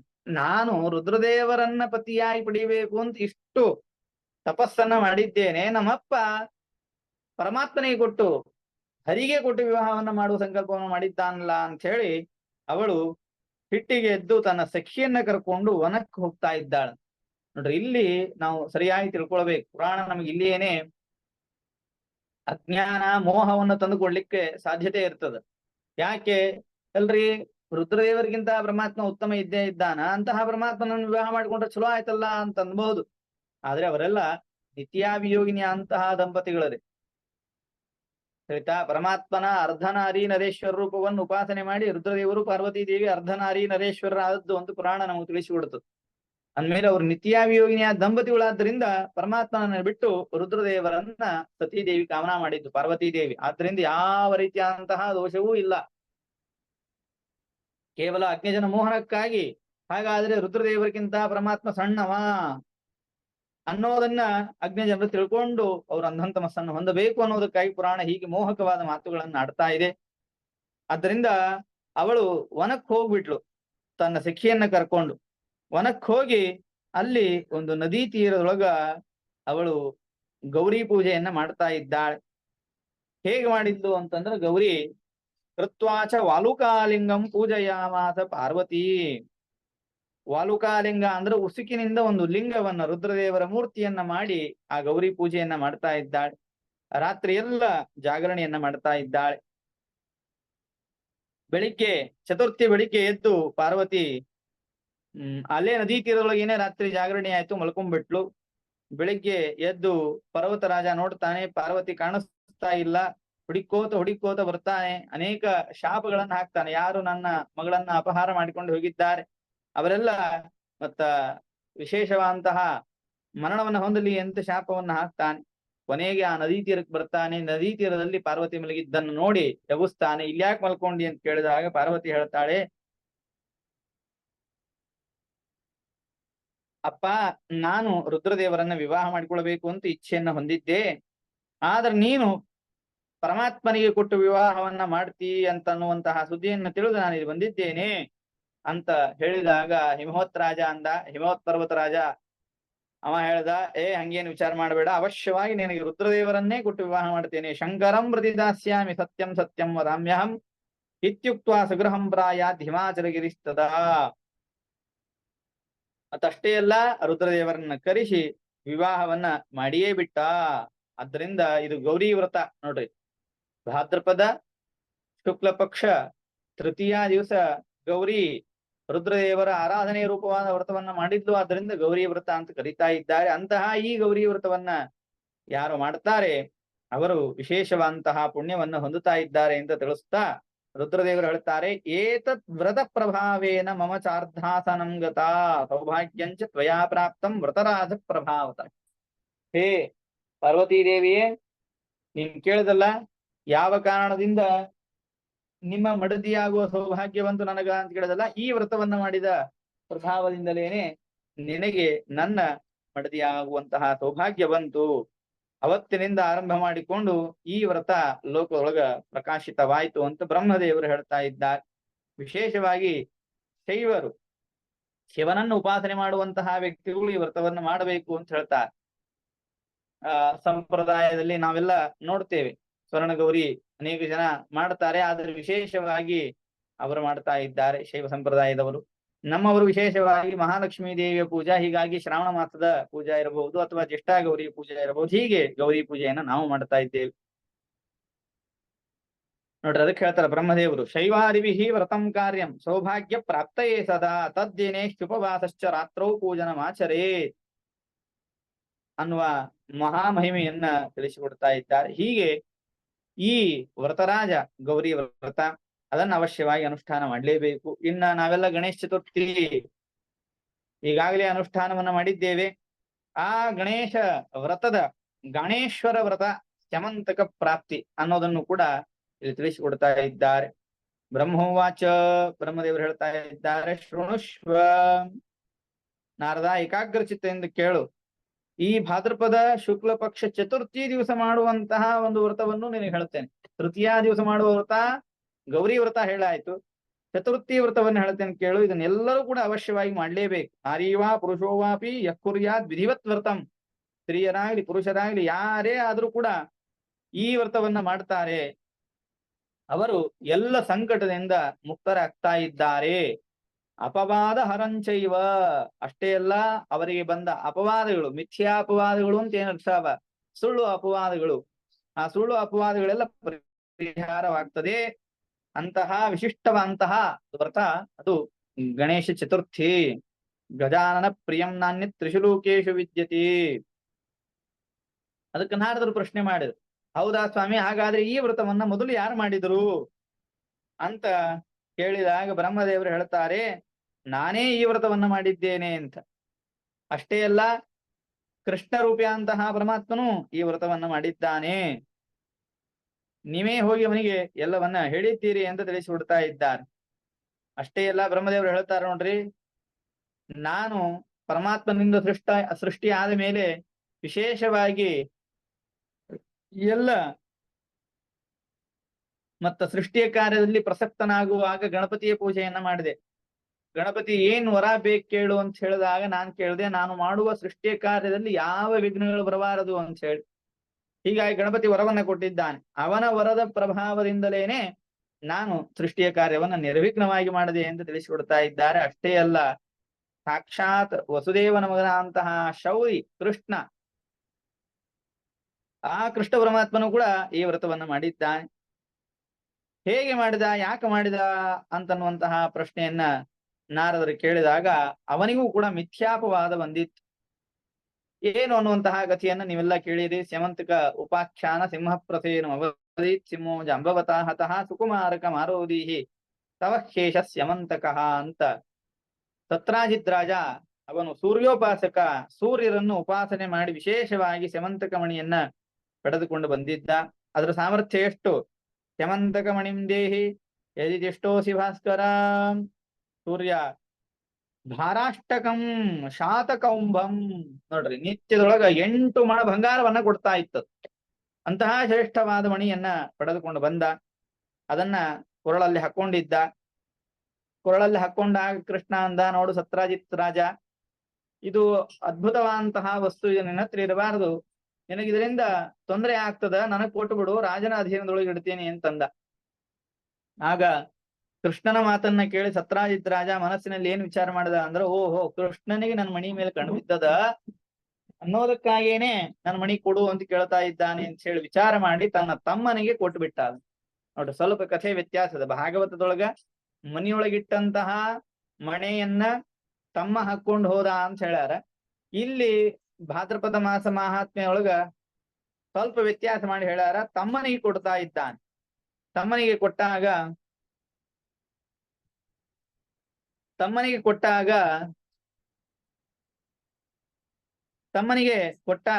ಆ ತಮ್ಮ ಅದನ್ನ ಹಾಕೊಂಡು ಮತ್ತೆ ಕಾಡಿಗೆ ಹೋಗಿದ್ದಾನೆ. ಹೋದಾಗ ವಿಶೇಷವಾಗಿ ಬೇಟೆಗೆ ಹೋದಂತಹ ಸಂದರ್ಭದೊಳಗ ಸಿಂಹ ಆ ಪ್ರಸೇನನ್ನ ಸಂಹಾರ ಮಾಡ್ತಾ ಇದೆ. ಆ ಸಿಂಹವನ್ನ ಸಂಹಾರ ಮಾಡಿ ಜಾಂಬುವಂತ ಅವನು ತಂದು ತನ್ನ ಮನೆಯಲ್ಲಿರುವಂತಹ ಮಗುವಿನ ತೊಟ್ಟಲಿಗೆ ಕಟ್ಟಿದ್ದಾನೆ. ಆಗ ಸತ್ರಾಜಿತ್ ರಾಜ ಕೃಷ್ಣನ ಬಗ್ಗೆ ಜೋರಾಗಿ ಮಾತಾಡ್ಲಿಕ್ಕೆ ಹೆದರಿಕಿರಿ. ಯಾಕ? ಕೃಷ್ಣ ಮಹಾಪರಾಕ್ರಮಿ, ಜೋರಾಗಿ ಮಾತಾಡಿದ್ರ ಎಲ್ಲಿ ಹೊಡೆದು ಬಿಡ್ತಾನೋ ಕೊಂದು ಬಿಡ್ತಾನೋ ಅಂತ ಹೆದರಿಕಿ. ಹೀಗಾಗಿ ಸವಕಾಶೆ ಪಿಸು ಪಿಸು ಮಾತಾಡಿದ್ರೆ ಅವನ ಹೆಂಡತಿ ಕಿವಿ ಒಳಗೆ ಹೇಳದಾವ, ನಾವು ಏನಾದ್ರೂ ಜಗತ್ತಿಗೆ ಒಂದು ವಿಷಯವನ್ನು ಮುಟ್ಟಿಸಬೇಕಾಗಿತ್ತು ಅಂದ್ರೆ ನಮ್ಮ ಹೆಂಡತಿ ಕಿವಿ ಒಳಗೆ ಹೇಳ್ಬಿಟ್ರೆ ಸಾಕ್ರಿ, ಅದು ಇಡೀ ಜಗತ್ತಿನ ತುಂಬೆಲ್ಲ ಪ್ರಸಾರ ಆಗ್ತದೆ. ಹೀಗಾಗಿ ಇಲ್ಲ, ನಾ ಕೃಷ್ಣ ನಂಗೆ ಮಣಿ ಕೇಳಿದ್ದ, ನಾ ಕೊಡ್ಲಿಲ್ಲ, ನಮ್ ತಮ್ಮಗ್ ಕೊಟ್ಟಿದ್ದೆ, ಹೀಗಾಗಿ ನಮ್ ತಮ್ಮ ನನ್ ಕೊಂದು ಕೃಷ್ಣ ಮಣಿ ತಗೊಂಡಾನ ಅಂತ ಹಿಂಗ್ ಸುದ್ದಿ ಎಲ್ಲ ಕಡೆ ಮಿಥ್ಯಾಪವಾದ ಬಂತು. ಕೃಷ್ಣ ಪರಮಾತ್ಮ ಲೋಕಾಪವಾದಕ್ಕೆ ಹೆದರಬೇಕು ಅಂತ ಅನ್ನೋದನ್ನ ತಿಳಿಸ್ಕೊಡ್ತಾ, ಕೃಷ್ಣಗೆ ಏನಾಗ್ಬೇಕಾಗಿಲ್ರಿ, ಆದ್ರೂ ಸತ್ಯ ಏನು ಅನ್ನೋದನ್ನ ತಿಳಿಸ್ತೇನೆ ಅಂತ ಹೇಳಿ ವನಕ್ಕೆ ಹೋಗಿ ಆ ವೃಕ್ಷನ ಜೊತೆ ಕರಡಿಯ ಜೊತೆಗೆ ಯುದ್ಧವನ್ನ ಮಾಡ್ತಾ ಇದ್ದಾನೆ. 18 ದಿನ ಯುದ್ಧವನ್ನ ಮಾಡಿ ಕೊನೆಗೆ ಮಣಿಯನ್ನು ಜಾಂಬವತಿಯನ್ನು ವಿವಾಹ ಮಾಡಿಕೊಂಡು ಬರ್ತಾನೆ. ತಂದು ಸತ್ರಾಜಿತ್ ರಾಜನಿಗೆ ಕೊಡ್ತಾನೆ. ಅವನಿಗೆ ಅಸಹ್ಯ ಆಗಿಬಿಡುತ್ತದೆ. ಯಾಕಂದ್ರೆ ವಿಚಾರ ಮಾಡದೇನೆ ಕೃಷ್ಣನ ಬಗ್ಗೆ ಅಪವಾದವನ್ನ ಹಾಕಿದ್ನಲ್ಲ ಅಂತ ಹೇಳಿ ಆ ಅಪವಾದ ಪರಿಹಾರಕ್ಕಾಗಿ ತನ್ನ ಮಗಳನ್ನ ಸತ್ಯಭಾಮೆಯನ್ನೂ ಕೊಟ್ಟು ವಿವಾಹ ಮಾಡಿ ವರದಕ್ಷಿಣಿ ರೂಪದೊಳಗೆ ಮತ್ ಮಣಿನೇ ಕೊಡ್ತಾನ. ಈ ಮಣಿಯಿಂದನೇ ಇಷ್ಟೆಲ್ಲ ಆಗದ್ಲಾಗ್ಯದ, ಆದ್ರಿಂದ ಮಣಿ ತಗೊಂಡ್ಬಿಡು ಕೃಷ್ಣ ನೀನೆ ಅಂದ. ಅದಕ್ಕೆ ಕೃಷ್ಣ ಅಂದ, ಮಣಿ ನಮಗ್ ಬೇಡಪ್ಪ, ನೀನ ಇಟ್ಕೋ, ಅದ್ರ ಫಲ ಅಷ್ಟ ನಮಗ್ ಕೊಡು. ದಿನ ಏನ್ 8 ಮಣ ಬಂಗಾರ ಬರ್ತದ ಅಷ್ಟ್ ಕೊಟ್ರ ಸಾಕ್, ವಯಂತು ಫಲಭಾಗಿನಃ ಅಂತ ಹೇಳ್ತಾನೆ ಕೃಷ್ಣ. ಹೀಗೆ ಆ ಸತ್ರಾಜಿತ್ ರಾಜ ಆ ಮಣಿಯನ್ನ ತಾನೇ ಇಟ್ಕೊಳ್ತಾನ. ಯಾಕೆ ಕೃಷ್ಣ ಹಾಗೆ ಮಾಡ್ದ ಅನ್ಲಿಕ್ಕೆ ನಮ್ಗ ಮಹಾಭಾರತ ತಾತ್ಪರ್ಯ ನಿರ್ಣಯ ಮೊದಲಾದ ಗ್ರಂಥಗಳಲ್ಲಿ ಆಚಾರ್ಯ ಕಾರಣವನ್ನ ಕೊಡ್ತಾರೆ. ಮತ್ತಷ್ಟೇ ಅಲ್ದೇನೆ ಇವರು ಯಾರು ಶುದ್ಧ ಭಾಗವತ ಧರ್ಮ ನಿರತರಲ್ಲ ಅನ್ನೋದನ್ನ ಆಚಾರ್ಯ ಈ ಪ್ರಸಂಗ ತಿಳಿಸಿಕೊಡ್ತಾರೆ. ಚಮಂತಕ ಮಣಿ ವಿಷಯದೊಳಗ ಬಲರಾಮದೇವರು ಕೂಡ, ಪರಮಾತ್ಮನ ಶುಕ್ಲಕೇಶದ ಆವೇಶವುಳ್ಳ ಬಲರಾಮದೇವರು ಕೂಡ ಕೃಷ್ಣನ ವಿರುದ್ಧವಾದ ಕರ್ಮಗಳನ್ನು ಮಾಡ್ತಾರೆ, ಕೃಷ್ಣನ ಮೇಲೆ ಸಿಟ್ಟಿಗೆ ಹೇಳ್ತಾರೆ. ಆದ್ದರಿಂದ ಅಕ್ರೂರ, ಶತಧನ್ವ ಅವರಿಬ್ಬರಿಗೂ ಕೂಡ ಆ ಮಣಿ ಮೇಲೆ ಕಣ್ಣು ಬಿದ್ದಿರ್ತದೆ. ನೋಡ್ರಿ, ಅಕ್ರೂರ ಮಹಾಭಗವದ್ ಭಕ್ತ, ಆದ್ರೂ ಕೂಡ ಚಮಂತಕ ಮಣಿ ವಿಷಯದೊಳಗೆ ಅವನಿಗೂ ಕೂಡ ಅದರ ಮೇಲೆ ಕಣ್ಣು ಬಿದ್ದಿರ್ತದೆ. ಶತಧನ್ವ ಅದನ್ನ ತೆಗೆದುಕೊಂಡು ಹೋಗ್ಬಿಡ್ತಾನೆ. ಆ ಶತಧನ್ವನನ್ನ ಸಂಹಾರ ಮಾಡಿ ಪರಮಾತ್ಮ ಏನ್ ಮಾಡ್ತಾನೆ ಅಂದ್ರ ಅಕ್ರೂರ್ನ ಕೈಯ ಮಣಿ ಕೊಟ್ಟು ಬಿಡ್ತಾನೆ. ಬಲರಾಮ ದೇವರು ಕೇಳ್ತಾರೆ, ಮಣಿ ನನಗ್ ಕೊಡು ಅಂತ ಹೇಳಿ. ಇಲ್ಲ, ನನ್ನ ಹತ್ರ ಇಲ್ಲ, ಅದು ಅಕ್ರೂರ್ನ ಹತ್ರದ ಅಂತಂದಾಗ, ಸುಳ್ಳು ಹೇಳ್ತಿ ಕೃಷ್ಣ ನೀನು ಅಂತ ಬೈತಾರ. ನೋಡ್ರಿ ಬಲರಾಮ ದೇವರು ಏನಂತ ಹೇಳಿ ಬೈತಾರ ಅಂದ್ರ, ತದಾಕರ್ಣ್ಯ ಮಹಾರೋಷಾದ್ ಉವಾಚ ವಚನಂ ಹಲಿ ಕಪಟೀತ್ವಂ ಸದಾ ಕೃಷ್ಣ ಲೋಭಿ ಪಾಪಿ ಸುನಿಶ್ಚಿತಂ. ನೀನು ಕಪಟಿ ಇದ್ದಿ, ನೀನು ಲೋಭಿ ಇದ್ದಿ, ನೀನು ಮಹಾಪಾಪಿಷ್ಟನಿದ್ದಿ, ಇದು ನಿಶ್ಚಿತ ಅಂತ ಹೇಳಿ ಬಲರಾಮ ದೇವರು ಬೈತಾ ಇದ್ದಾರೆ. ಇದರಿಂದ ನಾವು ತಿಳಿಯಬೇಕಾದ್ದೇನು ಅಂದ್ರೆ, ಶುದ್ಧೇ ಭಾಗವತೇ ಧರ್ಮೇ ನಿರತೋಯದ್ ವೃಕೋದರ. ಕೇವಲ ಕೇವಲ ಕೇವಲ ಭೀಮಸೇನ ದೇವರು ಮಾತ್ರ ಶುದ್ಧ ಭಾಗವತ ಧರ್ಮದಲ್ಲಿ ನಿರತರಾದವರು, ಉಳಿದವರೆಲ್ಲ ಚಿನ್ನ ಧರ್ಮ ಕುಚಿತ್ ಕುಚಿತ ಅಂತ ಹೇಳಿದಂತೆ ತಿಳಿಸಿಕೊಡ್ತಾ ಇದ್ದಾರೆ. ಆಗ ಕೃಷ್ಣ ಪರಮಾತ್ಮನಿಗೆ ಈ ಅಪವಾದ ಯಾಕೆ ಬಂತು ಅಂತ ವಿಚಾರ ಮಾಡುವಾಗ ನಾರದರು ಬಂದು ಹೇಳ್ತಾರ, ನೀನು ಚತುರ್ಥಿ ಕೃಷ್ಣನನ್ನ ನೋಡಿದ್ದಿ, ಕೃಷ್ಣ ಚತುರ್ಥಿ ದಿವಸ ಗಣೇಶನನ್ನ ಆರಾಧನೆ ಮಾಡಿ ಚಂದ್ರನನ್ನ ನೋಡಿದ್ದಿ ಅನ್ನೋದಕ್ಕಾಗಿಯೇ ಲೋಕಾಪವಾದ ಬಂದಿತ್ತು. ಆ ಲೋಕಾಪವಾದ ಈಗ ಪರಿಹಾರ ಆಯ್ತು ಅಂತ ಬ್ರಹ್ಮದೇವರ ನಾರದರು ಕೃಷ್ಣನಿಗೆ ತಿಳಿಸಿಕೊಡ್ತಾ ಇದ್ದಾರೆ. ಇಂತಹ ವ್ರತವನ್ನ ಯಾರು ಅನುಷ್ಠಾನ ಮಾಡುತ್ತಾರೆ ಅವರಿಗೆ ವಿಶೇಷವಾದಂತಹ ಫಲ. ಇದರ ಮೇಲೆ ನಾರದರು ಮತ್ತೆ ಪ್ರಶ್ನೆಯನ್ನ ಮಾಡ್ತಾ ಇದ್ದಾರೆ ಬ್ರಹ್ಮದೇವರಿಗೆ, ಸ್ವಾಮಿ ಅಲ್ಲಿ ನಾರದರಿಗೂ ಕೃಷ್ಣನಿಗೂ ಏನ್ ಸಂವಾದ ಆಯ್ತು ಅಂತ. ಯಾಕೆ ಅಂದ್ರೆ ಚತುರ್ಥಿ ಚಂದ್ರನನ್ನು ನೋಡಿದ್ರೆ ನನಗೆ ಯಾಕೆ ಲೋಕಾಪವಾದ ಬರಬೇಕು ಅಂದ ದೇವರು. ದಿನಾ ಚಂದ್ರನ್ ನೋಡ್ತೀವ್ರಪ್ಪ, ಚಂದ್ರನ್ ನೋಡಿದ್ರೆ ಇಂತ ಅಪವಾದ ಬರ್ಬೇಕ, ಅದಕ್ಕ ಯಾಕ ಅಂತ ಕೇಳಿದಾಗ ಕೃಷ್ಣ ಪರಮಾತ್ಮನ ಮಾತಿಗೆ ನಾರದರು ಉತ್ತರವನ್ನ ಕೊಡ್ತಾ ಇದ್ದಾರಂತ. ಒಂದ್ ದಿವಸ ವಿಶೇಷವಾಗಿ ಗಣಪತಿ ಮತ್ತ ರುದ್ರದೇವರ ಲೋಕದಿಂದ ತನ್ನ ಲೋಕಕ್ಕೆ ಹೋಗ್ತಾ ಇರ್ತಾನೆ. ಹೋಗುವಾಗ ಹೊಟ್ಟೆ ತುಂಬಾ ಊಟವನ್ನ ಮಾಡಿರ್ತಾನೆ. ಊಟವನ್ನ ಮಾಡಿ ಹೋಗುವಾಗ ಮಾರ್ಗ ಮಧ್ಯದಲ್ಲಿ ಚಂದ್ರಲೋಕ ಬರ್ತದೆ. ಚಂದ್ರಲೋಕ ಬಂದಾಗ ಗಣಪತಿ ಜಾರಿ ಬೀಳ್ತಾನೆ. ಬಿದ್ದಾಗ ಚಂದ್ರ ನೋಡಿ ನಗ್ತಾನೆ, ಏನ್ ಹೊಟ್ಟೆ ಡುಮ್ಮದ ನಿಂದು ಅಂತ ಹೇಳಿ. ಯಾಕೆ ಚಂದ್ರ ಬಹಳ ಸುಂದರ ರೀ, ನೋಡ್ಲಿಕ್ಕೆ ಬಹಳ ಸ್ಫುರದ್ರೂಪಿಯ ಅಂತಹ ವ್ಯಕ್ತಿ. ಆಗ ಗಣಪತಿ ಶಾಪವನ್ನ ಕೊಡ್ತಾನೆ, ಗರ್ವಿತೋಸಿ ಶಶಾಂಕಸ್ತ್ವಂ ಫಲಂ ಪ್ರಾಪ್ಸ್ಯಸಿ ಸತ್ವರಂ ಅಧ್ಯಪ್ರಭತಿ ಲೋಕಸ್ತ್ವಾಂ ನಹಿ ಪಶ್ಯತಿ ಪಾಪಿನಂ. ಚಂದ್ರ ನಿನಗೆ ಬಹಳ ಸೊಕ್ಕ ಬಂದದ್, ನೀನು ಬಹಳ ಸ್ಫುರದ್ರೂಪಿ ಸುಂದರ ಅಂತ ಹೇಳಿ ಗರ್ವಿಷ್ಠನಾಗಿ, ಅದ್ರಿಂದ ಇವತ್ತಿನಿಂದ ಯಾರೋ ನೀನ್ ನೋಡೋದೇ ಬೇಡ ಅಂತ ಶಾಪವನ್ನ ಕೊಟ್ಟಿದ್ದ. ನೋಡ್ರಿ ಎಂತಹ ಘೋರವಾದ ಶಾಪ. ಮನುಷ್ಯನಿಗೆ ಇವು 4 ಇದ್ರೆ ಬೇಗನೆ ಮದ ಬಂದ್ಬಿಡ್ತ ಅಂತ ಹೇಳ್ತಾರೆ ಶಾಸ್ತ್ರದೊಳಗೆ. ಅಪ್ರತಿಮ ರೂಪತ್ವಂ ಅಮಾನುಷ ವ್ಯಕ್ತಿತ್ವಂ ಕಾದಂಬರಿಯಲ್ಲಿ ಹೇಳುವಾಗ ಹೇಳ್ತಾರ, ಅಪ್ರತಿಮವಾದ ರೂಪ, ಅಮಾನುಷವಾದ ಶಕ್ತಿ, ಅಧಿಕಾರ ಇವೆಲ್ಲ ಇತ್ತು ಅಂದ್ರ ಬೇಗನೆ ಅಹಂಕಾರ ಬರ್ತದೆ. ಏಕೈಕಮಪ್ಯನರ್ಥಾಯಿಕಂ ಯತ್ರ ಚತುಷ್ಟಯಂ, ಒಂದೊಂದು ಅನರ್ಥಕ್ಕೆ ಕಾರಣ ಅಂದ್ಮೇಲೆ 4 ಒಟ್ಟಿಗೆ ಇದ್ರ ಪರಿಸ್ಥಿತಿ. ಅದ್ರಿಂದ ಆ ರೂಪದ ಮದ ನಿನ್ನಲ್ಲಿದೆ ಅನ್ನೋದಕ್ಕಾಗಿ ನಿನಗೆ ಶಾಪವನ್ನ ಕೊಡ್ತೇನೆ, ನಿನ್ನನ್ನು ಯಾರೂ ಕೂಡ ನೋಡೋದು ಬೇಡ ಅಂತ ಹೇಳಿ ಶಾಪವನ್ನ ಕೊಟ್ಟಾಗ ಗಣೇಶ ವಿಶೇಷವಾಗಿ ಚಂದ್ರ ಮತ್ತ ಇಂದ್ರನನ್ನ ಮುಂದೆ ಮಾಡಿಕೊಂಡು ಬ್ರಹ್ಮದೇವರ ಹತ್ರ ಹೋಗ್ತಾನೆ. ಬ್ರಹ್ಮದೇವರಿಗೆ ಹೇಳ್ತಾರೆ ಹಿಂಗೆಲ್ಲ ಆಯ್ತು. ಬ್ರಹ್ಮದೇವ ಅಂತಾರೆ, ನೋಡ್ರಿ ಗಣೇಶ ಅವನು ಅತ್ಯಂತ ಶ್ರೇಷ್ಠನ ಅಂತಹ ವ್ಯಕ್ತಿ, ಅದರಿಂದ ನೀವ್ ಎಲ್ಲಿ ಅಪರಾಧವನ್ನ ಮಾಡಿರಿ ಅಲ್ಲೇ ಕ್ಷಮಾವನ್ನ ಕೇಳಬೇಕು. ತಮೇವ ಗಣಪಂ ದೇವಂ ಗಚ್ಚಧ್ವಂ ಶರಣಂ ಸುರಾಹ ತಯೇವ ಶಾಪ ಮೋಕ್ಷಂ ವಕ್ ಕರಿಷ್ಯತಿ ಗಣೇಶ್ವರ. ಅದರಿಂದ ಅವನತ್ರ ಹೋಗಿ ಶಾಪದ ಮೋಕ್ಷವನ್ನ ಮಾಡಿಕೊಳ್ಳಬೇಕು ಅಂತ ಹೇಳಿದಾಗ ದೇವತೆಗಳೆಲ್ಲ ಮತ್ತಲ್ಲಿಗೆ ಬರ್ತಾ ಇದ್ದಾರೆ. ಬಂದಾಗ ವಿಶೇಷವಾಗಿ ಅವನ ಪೂಜೆಯನ್ನ ಮಾಡ್ತಾ ಇದ್ದಾರೆ. ಗಣೇಶ ಚತುರ್ಥಿ ದಿವಸ, ಭಾದ್ರಪದ ಶುದ್ಧ ಚತುರ್ಥಿ ದಿವಸ ಅವನ ಪೂಜೆಯನ್ನ ಮಾಡ್ತಾ ಇದ್ದಾರೆ. ಅಷ್ಟೇ ಅಲ್ಲ, ವಿಶೇಷವಾಗಿ ಒಟ್ಟಾರೆ ಕೃಷ್ಣ ಪಕ್ಷ ಚತುರ್ಥಿ ದಿವಸ ಅವನ ಪೂಜೆಯನ್ನ ಮಾಡಬೇಕು ಅನ್ನುವಂತಹ ಮಾತನ್ನು ಕೂಡ ಇಲ್ಲಿ ತಿಳಿಸಿಕೊಡ್ತಾ ಇದ್ದಾರೆ. ಇರ್ಲಿ, ಅಂತೂ ಪೂಜೆಯನ್ನ ಮಾಡಿ ಅವ ಸಂತುಷ್ಟನಾದಾಗ ಮತ್ತ ಚಂದ್ರ ಕೇಳದ, ಸ್ವಾಮಿ ನನಗಪ್ಪ ಶಾಪವನ್ನು ಕೊಟ್ಟಿರಿ, ಅನುಗ್ರಹವನ್ನು ಮಾಡಬೇಕು ಅಂದಾಗ, ಲೋಕಾನಾಂ ದರ್ಶನೀಯೋಹಂ ಭವಾಮಿ ಪುನರೇವಹಿ. ಮತ್ತೆ ಗಣಪತಿ ವರವನ್ನು ಕೊಟ್ಟ, ಇಲ್ಲ ನೀನು ಪ್ರತಿನಿತ್ಯ ಕಾಣುವಂತೆ ಆಗು ಅಂತ. ಸಂಪೂರ್ಣವಾಗಿ ಅದೃಶ್ಯ ಆಗಿಬಿಟ್ಟಿದ್ದಾರೆ, ಚಂದ್ರನೇ ಇದ್ದಿದ್ದಿಲ್ಲ, ರಾತ್ರಿ ವ್ಯಾಪಾರನೇ ನಡೀತಿದ್ದಿಲ್ಲ, ಅಂತಹ ಪರಿಸ್ಥಿತಿ ಬಂದಿತ್ತು. ಮತ್ತೆ ದರ್ಶನೀಯನಾಗ್ತಾ ಇದ್ದ. ಅಷ್ಟೇ ಅಲ್ಲ, ಇನ್ನೊಂದು ವರ ಕೊಡ್ತೀನಿ ಕೇಳು ಅಂತ ಗಣೇಶ ಚಂದ್ರನಿಗೆ ಹೇಳಿದಾಗ, ನಿಶಾವಂ ಕುರು ದೇವೇಶ ಪ್ರಾರ್ಥಯಾಮೋ ವಯಂ ತವ. ಆಗ ನೀ ಕೊಟ್ಟ ಶಾಪ ಪೂರ್ಣವಾಗಿ ನಾಶ ಆಗ್ಬೇಕು, ಹಾಗೆ ಅನುಗ್ರಹವನ್ನ ಮಾಡು ಸ್ವಾಮಿ ಅಂತ ಕೇಳಿದಾಗ ಗಣೇಶ ವರವನ್ನ ಕೊಡ್ತಾ ಇದ್ದಾನೆ, ಆಗ್ಲಿ ಅಂತ ಹೇಳಿ.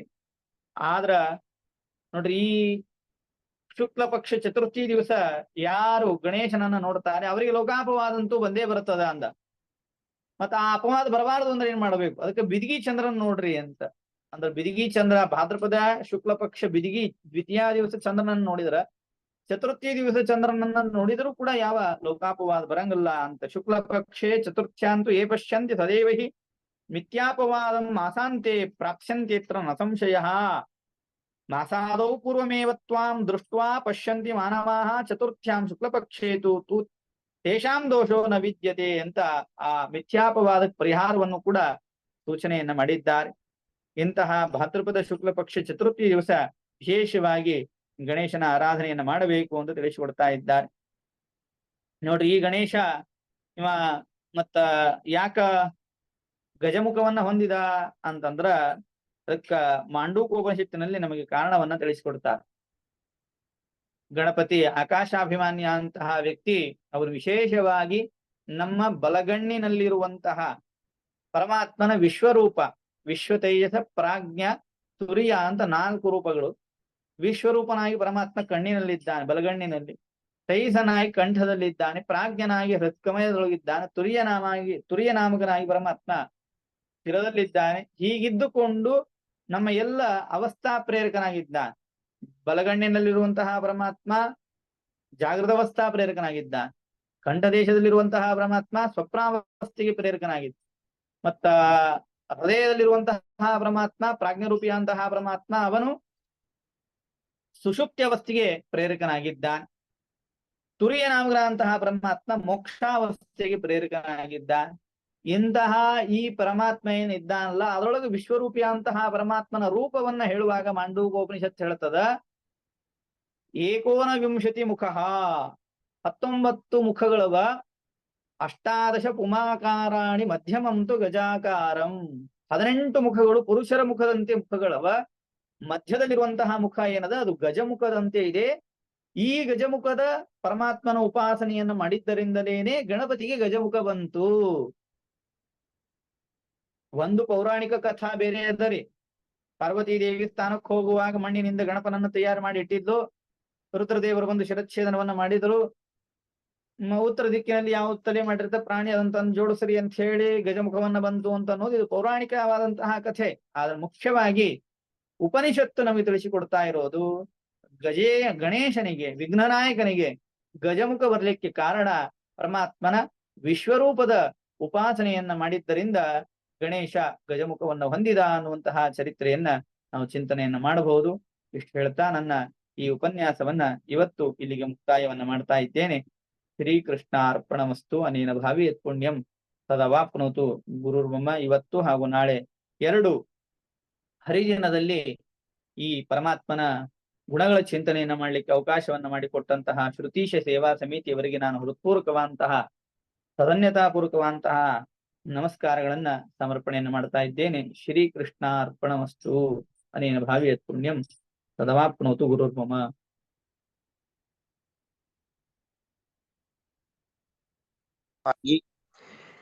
ಭಾದ್ರಪದ ಮಾಸದ ಮಹಾತ್ಮೆಯನ್ನು ತಿಳಿಸಿಕೊಟ್ಟಂತಹ ಆಚಾರ್ಯರಿಗೆ ಅನಂತಾನಂತ ನಮಸ್ಕಾರಗಳನ್ನು ಸಮರ್ಪಣ ಮಾಡ್ತಾ, ನಾಳಿನ ದಿವಸವೂ ಕೂಡ ತಾವು ಆಗಮಿಸಿ ಭಾದ್ರಪದ ಮಾಸದ ಮಹಿಮೆಯನ್ನು, ಪಿತೃಗಳ ಮಹಿಮೆಯನ್ನು ವಿಶೇಷವಾಗಿ ತಿಳಿಸಿಕೊಟ್ಟು ನಮಗೆ ಅನುಗ್ರಹ ಮಾಡಬೇಕು ಅಂತ ಆಚಾರ್ಯರಿಗೆ ನಮಸ್ಕಾರ ಪೂರ್ವಕವಾದಂತಹ ಪ್ರಾರ್ಥನೆಯನ್ನು ಮಾಡ್ತಾ ಇದ್ದೇವೆ. ಅನೇನ ಭಾವಿ ಯತ್ ಪುಣ್ಯಂ ಅವಾಪ್ನೋತು ಗುರುರ್ಮಮ. ಶ್ರೀಕೃಷ್ಣಾರ್ಪಣಮಸ್ತು.